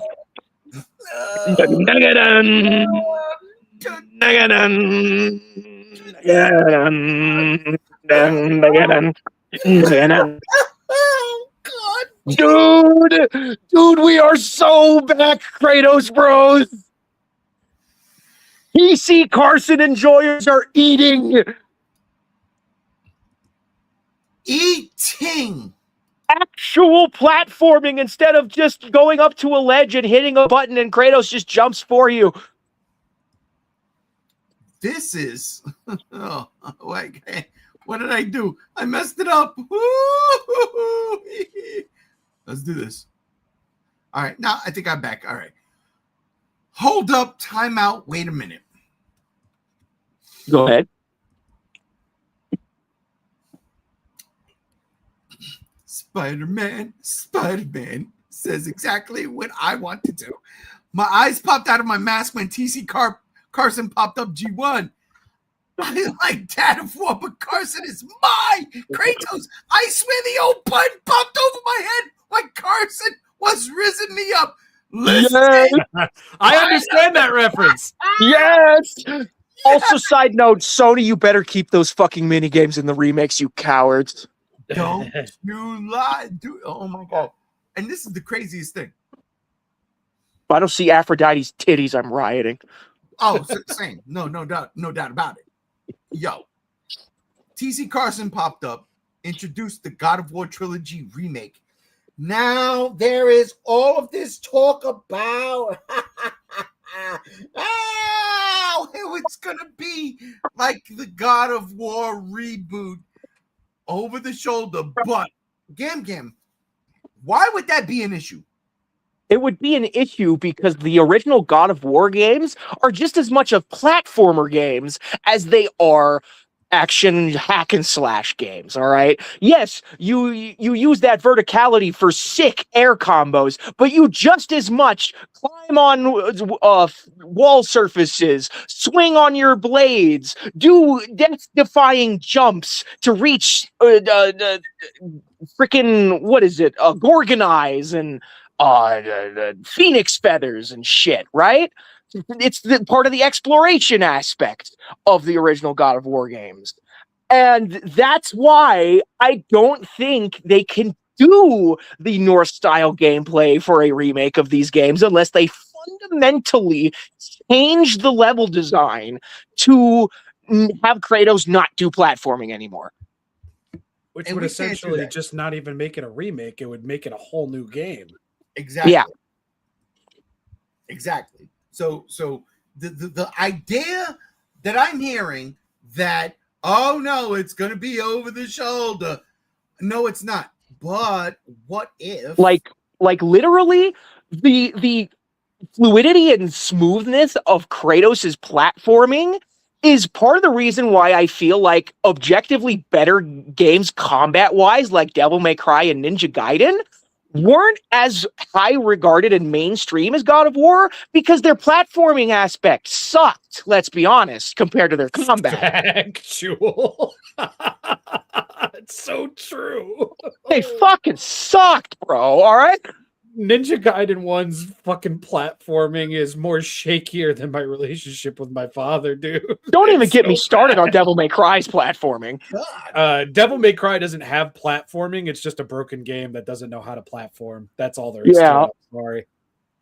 Like the best platforming the Devil May Cry games had was that awful Western-made reboot. Hey, man. They had Combi Christ on the soundtrack. That's so true, though. I love They that did. band. I love that band because of that game. You like Combi Christ? Yes. We've been friends for how long, and I never knew you like Combi. Oh, okay. After the podcast. Keep After the talking, podcast. Combi Christ. Keep talking that while I run to the bathroom. Oh, okay. Okay, So absolutely. yeah, fucking So you got into Combi Christ because of DMC? Because of DMC, yeah. Oh, dude. And- What was the song? The main song that they had. For DMC? Yeah. It was Never Surrender. Surrender! Never surrender! Dude, oh my God. We rise from the ashes. To rise from the ashes. Oh my God. Dude, I like the game a lot more now these days. Dude, But I always loved that OST that they did. Oh my it's like the Godzilla 1998 of the Devil May Cry franchise, all right? Looking really back is. on it as a game, it's pretty fucking solid. Yes, it insults, directly spits in the face of the mainline Devil May Cry games, but those games are continuing while that game is never getting a sequel. So, yeah, so maybe you shut the fuck up. But still a fun game. Yeah, and the new Devil May Cry games didn't have Combi Christ doing a whole fucking soundtrack for them. So, but Devil Trigger's still a banger. Devil Trigger is still a fucking I mean, that whole fucking album that they, mind you, they count that whole soundtrack as a main studio album. Oh, really? The lead singer is that much of a fan of Devil May Cry. That's so based. Dude, oh my God. I mean, they literally got Evanescence to make a song for them, all right? They did. But I saw Combi Christ live on the tour. Oh, dude, for real? On the tour where Blood on the Dance Floor was supposed to be joining them, and they kicked them off the tour before they started because everybody heard the backlash, and I think ended up being William controlled the Bunny the Bear and Combi Christ. So I got to listen to I got to see three of my favorite artists right there in the same room. Dog, Oh, this dude came out with an LED single bulb mask, and the mask would pulsate to the fucking music. You never saw the dude's face, but it was fucking lit. Dude. Combi Christ always seemed to me like they would have been a band that I would have saw, but didn't really remember because it's such a hazy memory, but it's also a loving memory because it was the one time I went to Warped Tour. Oh, okay. We're gonna have a big conversation after the podcast. Yes, let's get back on track. God of War, the trilogy remake, and Sons of Sparta. Dude, yes. Why is this the greatest thing to happen to God of War?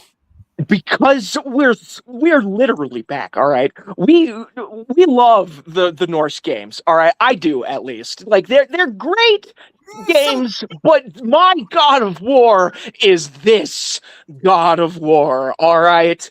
And the fact that we are going to get it in glorious fucking PS5 graphics and fucking frame rates and shit. Oh my God. I'm probably gonna get a PS5 Pro for this shit, bro. Damn. Good Lord have mercy. I get stabbed. I don't care. Make sure your TV can handle that. That's why I get a combo and go through a rent to own place like Aaron's. Good move. Get a combo with the TV and the console. There you go. What I did. Spider-Man. But not only are we getting hopefully from the ground up, learning from fundamentals kind of remake, the Crash Insane trilogy or the Spyro Reignited trilogy. We're getting that with God of War.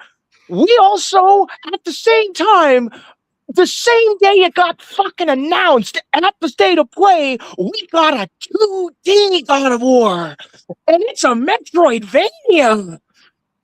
It is.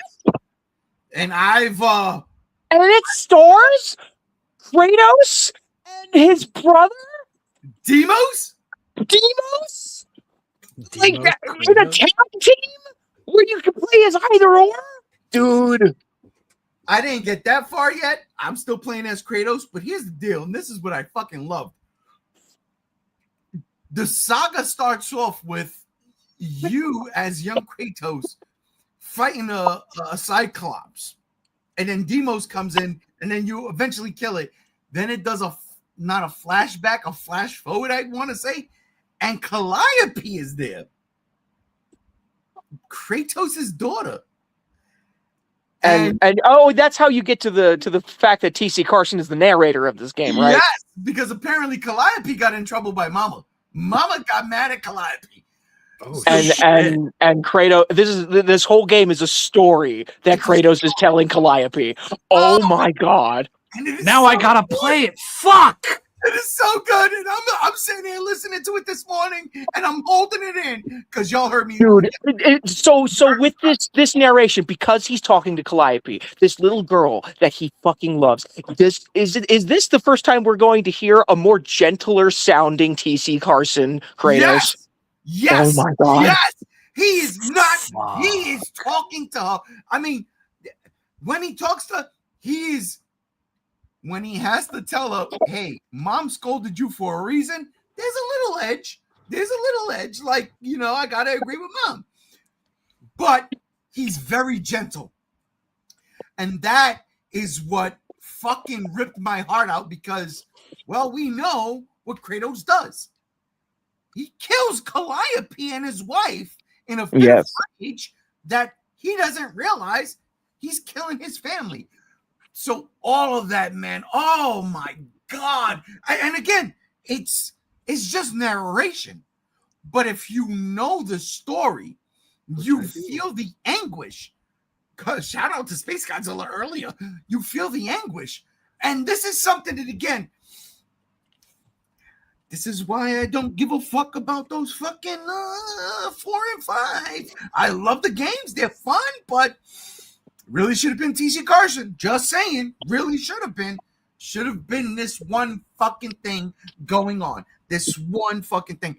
And the fact that we get him in a brand new game outside of whatever he's going to do with the remastered trilogy, as he said, look, it opens up a world of possibilities, and I'm just saying, man, God of War is a GOAT. I'm done. I'm sorry. I just want to say I love it. And I literally only played about fucking 35 minutes, 45 minutes. And I was like, this is fun. We are so back, Greek bros. Yeah, I can't wait. I cannot fucking wait. Everyone thought that we've moved on. We're never going back to Greece. How foolish you were. How foolish you were to think that PlayStation wouldn't want to get in on the remake trend and charge full price for the God of War games again. Think about this. All right? If they remake the trilogy, it seems like, as I go to this image one more time, it seems like this is going to be one game, one thing, right? It's all 3 games in one menu, essentially, kind of like how Crash Bandicoot and Spyro Reignited trilogy handled it, where you have a main menu where you can select each individual game, and when you select those games, you'll go to that game's main menu to do whatever it is you wanted to do with that game. $70 is way less than what it should have been costing. I would absolutely 100% pay $70 for this. Yeah, no problem. Not a problem at all. Not a problem at all. I would 3 too. of my favorite games ever. I would literally buy this even if I didn't have a PS5 at the time, so that when I finally did have a PS5, I could just pop it in and play it. Mm-hmm. Absolutely. And Spider-Man comes in and says, G1 got me installing this game now. I love more Calliope interactions with a father I can get. Listen, honestly, I kid you not. Playing it this morning and just the interaction with Calliope, and it's cool because it kind of the narration breaks up. It's like you play a part with young Kratos, boom. Then it's, Calliope getting scolded and Kratos saying, I'll tell you a story. Then boom, we're back in the action, and then boom, there's Kratos talking more about what's about to happen next. That's pretty much where I stopped, and I'm just like, I love it, and it just works, right? Like, you look at God of War, and we know what God of War is. Mm-hmm. I could pop those games in my PS2 right now and play them like I just got done with a previous playthrough yesterday. Exactly, and I got the remasters on PS3. I've got fucking what is it, Shadow of Olympus or whatever, the two PSP games. Like, I love that fucking The God of War Origins collection, I think they were called on the PS3 port. Love that collection. So I'll throw that on my PS3 every now and then and go for broke because it's fun.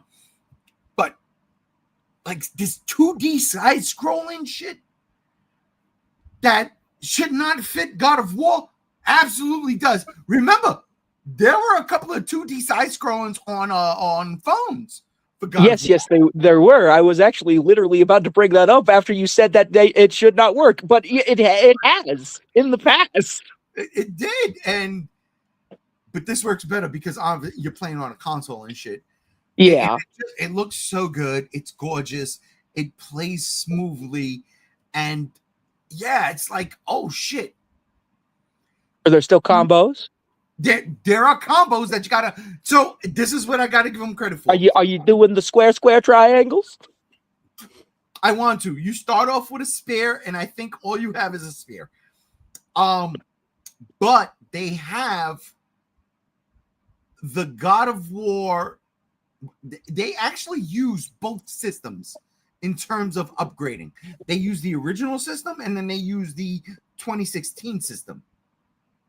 So it's, and again, 45 minutes in, I haven't done a thing yet.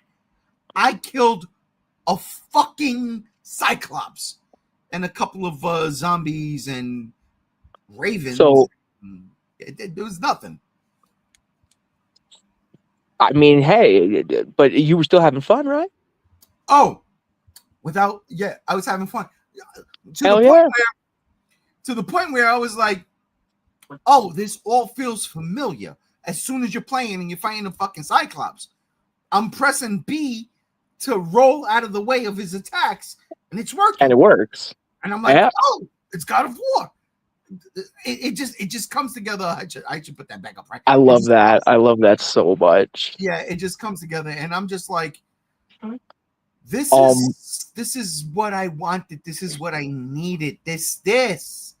And because you know what? And I'm just going to say it, and I don't care who gets mad at it. I just feel that the 2016 God of War and 2018, or whatever the other one came out, I just feel it's Ragnarok. Ragnarok. I just feel it's too pretentious. And the fucking fans, they just, you got to chill the fuck out. You got to remember where you came from. Remember Absolutely. where you came from. And this is what's going to remind people. And this is exactly, and Sons of Sparta, from the little bit I've played, I'm like, this is God of War in a different way. And in 2D. This is so cool. And they're fighting a Minotaur. Third iteration of God of War, if you will. On consoles. Absolutely. Now, I do have a question pertaining to the trilogy remake for everyone here. With the trilogy remake, right? Other trilogy remakes, like the Spyro Reignited trilogy, off the top of my head, is the main example of this. From the ground up, also redid the voice performances line for line, and got a bunch of the old actors back, or had like more, like in the terms of Spyro, like in Spyro 2 and 3, he was voiced by Tom Kenny, but he wasn't voiced by Tom Kenny in Spyro 1. But when the Reignited trilogy came out, Tom Kenny did indeed go to voice Spyro in Spyro 1 every line. So what I'm asking essentially is, for the God of War remake, do you think they're going to do that? And do you think they'll bring back, previous voice actors like what is the homeboy who is freaking in everything. Spike from Cowboy Bebop, Wolverine. Oh, yeah. Steve Bloom. Steve Bloom. Is he going to? Would he still be reprising his role as Ares, or would they get someone new? What's your guys' thoughts? I would personally like it if there was an option to toggle between new and old, because there are a few that do that. Like the Halo Anniversary Edition? Yeah. But if I had to, like, gun to my head, I wouldn't mind if they got, like, TC Carson back to, like, well, obviously he's back. He was in a recording studio showing all this off. Of course he's back. Yes. I would not be upset since he still has the sauce, obviously. Oh, absolutely. If he came back and redid all of his lines, and if they got the original cast or some new people to come in to reprise roles or be in the role for the first time, I wouldn't mind it. I would definitely want the guy who played Zeus to remain to be Zeus for both God of War 2 and 3, but also voice Zeus in God of War 1, because he was not that Zeus's voice actor in God of War 1. Yeah, for example. You're right. Well, if they can't get him, all they have to do is just slide Anthony Hopkins a little bit of coke and he'll do great. I'm fair. Very fair. I would not be mad at that. Oh my god! Oh my god! Oh my god! Look at the time! What the fuck?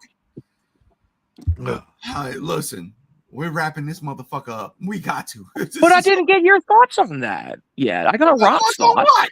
Yeah, I love it. You know I love this. Come on. I know.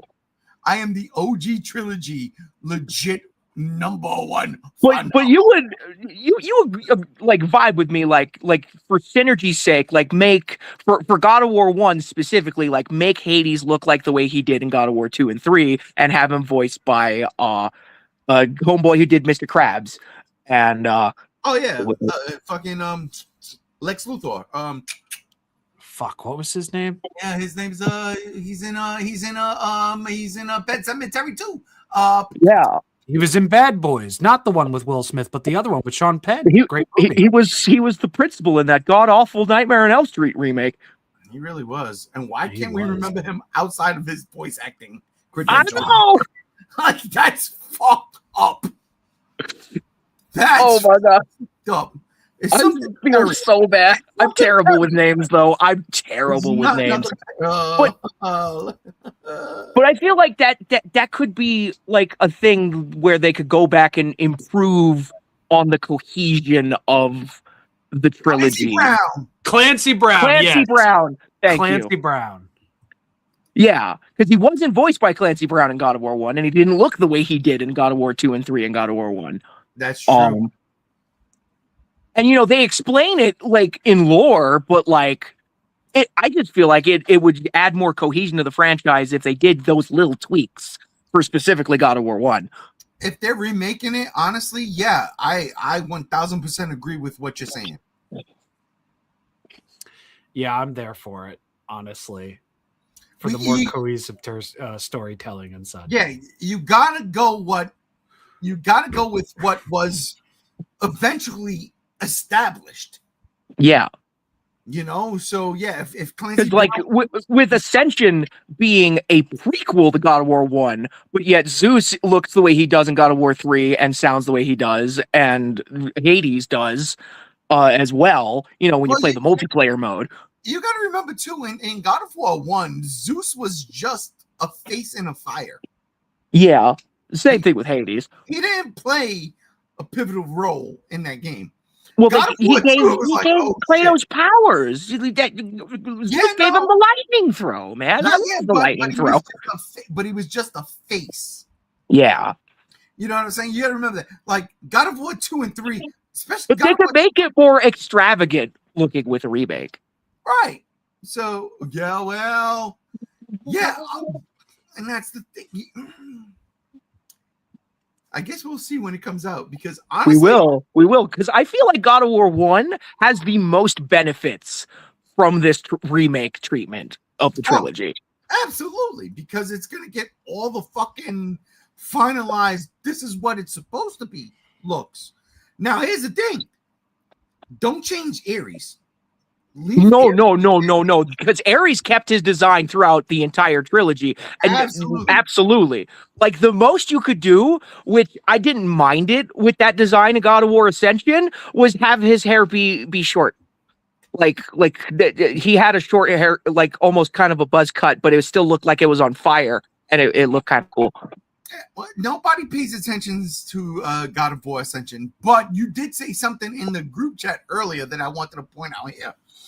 If this is successful, if we're getting a trilogy remake, we get a prequel trilogy remake with Chains of Olympus, Ghosts of Sparta, and if you want to throw in Ascension to make it a trilogy, dude, that works. That actually tracks. When you said that, I'm like, that makes all the sense in the fucking world. You got to do the first ones first, right? Because that's the main trilogy. That's the main trilogy. That's the best. And then, because that's going to work. Make no mistake about it. That's going to work. And then we could do the others. Look. All right. We got to wrap this shit up. I don't want this shit to go I don't want to go nowhere near 3:30. So. Okay. I'm back. Gams. Yes. This God of War trilogy remake, it's not over the shoulder. God of War 2016. We gotta do something. And no. They're at the most they're going to do what Devil May Cry 5 did and have that gameplay that's like far away camera and you see all the action, but you'll be able to control the camera. Because in the original God of War games, you could not control the camera. The camera was fixed. It was whatever the devs wanted you to see, you saw, right? And if they wanted to expand that, they could have a movable camera. But fundamentally, those games were designed for a fixed camera. The fixed camera in God of War, I think, is one of the perfect fucking things for video games. Because if you're Kratos and you just killed 7 fucking things, and now you're running up this fucking bridge, and all of a sudden the camera pulls out, and it's not you doing it, so you can see the scope of what you're getting yourself into. Yeah, dude. God of War for me. That's literally part of the identity of the franchise. You can't just strip that away. Exactly, and that's one of the reasons why I don't like the fucking remake trilogy. Not trilogy, duology. That's really one of the reasons. Like, and I get it, and I have fun with it, but fuck no, bro.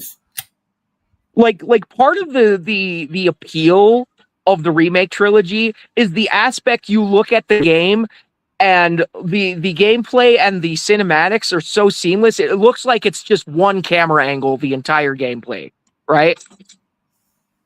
And it's over the shoulder camera angle. But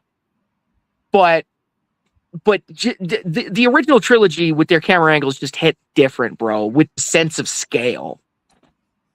Absolutely. All right. like climbing up Kronos is a core memory. Yes. And so is climbing and fucking going through Gaia. Yeah, dude. Like, it's ridiculous. Fighting Poseidon. How do you pull that off over the shoulder? You don't. I will agree with Spider-Man here because that I hope they fundamentally change that entire section for remake purposes. But let's get to the Monsterverse. Rodan says, can't wait to beat up Ares again. And here we go. Spider-Man says, underworld platforming segment in God of War 1. Let me control that camera. No.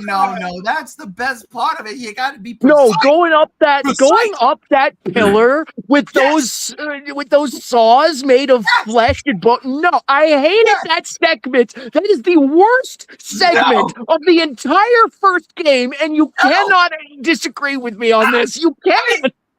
It might be, but it builds character. You gotta learn the pattern. You get so far, you get all the way up to the top, and then you get hit in the fucking ankle by one of these blades, and you go all the way back down. Not even the ankle, the pinky toenail. Oh, bro. That's building character. Now you got to work your way back up. Mecha JR, who I haven't seen since Sunday, isn't the camera also integral to some bosses, like identifying weak points? Yes. See, this is what I get mad at. Brother Chase, I love you to death, but seriously, this is exactly it. Like, that's it. Like, you got to understand. And this is it. I digress, motherfuckers. The fixed placement, I mean, as Spider-Man comes back in and says, I learned to swear as a kid playing that segment. Yes. Jesus Christ, I really am J. Jonah Jameson. If Spider-Man's saying I was a kid playing that, I was 22. Like, what the fuck? I was a kid playing God of War 1 too. Yeah. Good Lord Almighty. Oh my God. All I'm saying is, good God Almighty, God of War. Thank you. Thank you. Thank you. Thank you. Sony, thank you. Thank you, Santa Monica Studios. Seriously. Yo, you know what the funniest part of it? I keep bringing up Chase, but this is what Chase has been fucking clamoring for a long time. Maybe not this, but something new God of War. And he was definitely talking about the originals. Yeah. And he's not here to yap with us, but it is. We digress. We digress. Oh, you know what? Wow, that's a perfect time. Ladies and gentlemen, that'll do it for this episode of the Geek Out. I want to thank the co-host. I can't even say it right. The co-host. The co-host. Co-host. See, I can't even say it. The co-horse. Let's go. I want to thank them for sliding themselves out. I want to thank everybody in the comment section first. For real. Spider-Man, love you too. Love you too. Spider-Man, thank you for fucking sticking around for 3 hours and 11 minutes. Seriously. Thank Spider-Man. Thank Mecha JR. Thank JR. Thank fucking Rodan, Monsterverse Rodan. But of course, thank the cohorts, the co-host. Starting with you, Shin Rob. Thank you, sir, for joining us. Thank you for having me. Always a love and a joy. I'm very excited for Rayman 30th edition. Can't wait. Very excited. Oh, yeah, I forgot to talk about Rayman. My bad. I forgot about that, too. It's all good. 5 different versions of the same game. That's fucking sick. Plus, you get to play the fucking prototype that was never released. It's so good. And I'm excited for new Dead or Alive because I love titties. Is Rayman drunk in one of those games? Because, you know, my name. Because of that one show? He might be. All right. You're going to want to be drunk once you start playing that game because that game fucking slaps you across the face with its dick very early on. Well, hey now. Gam1. Thank you for joining us.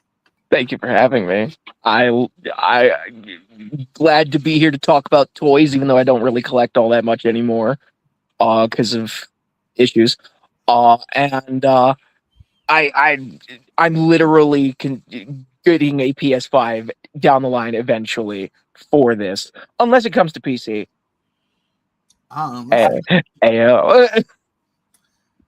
Well, that'll do it, ladies and gentlemen, for this episode of the Geek Out. Listen, this did go a lot longer than I thought it would, but actually not as long as I thought it might have, considering all the fucking things we got today. So, as you can see right here, this Joker seems like he's bidding farewell, bidding adieu.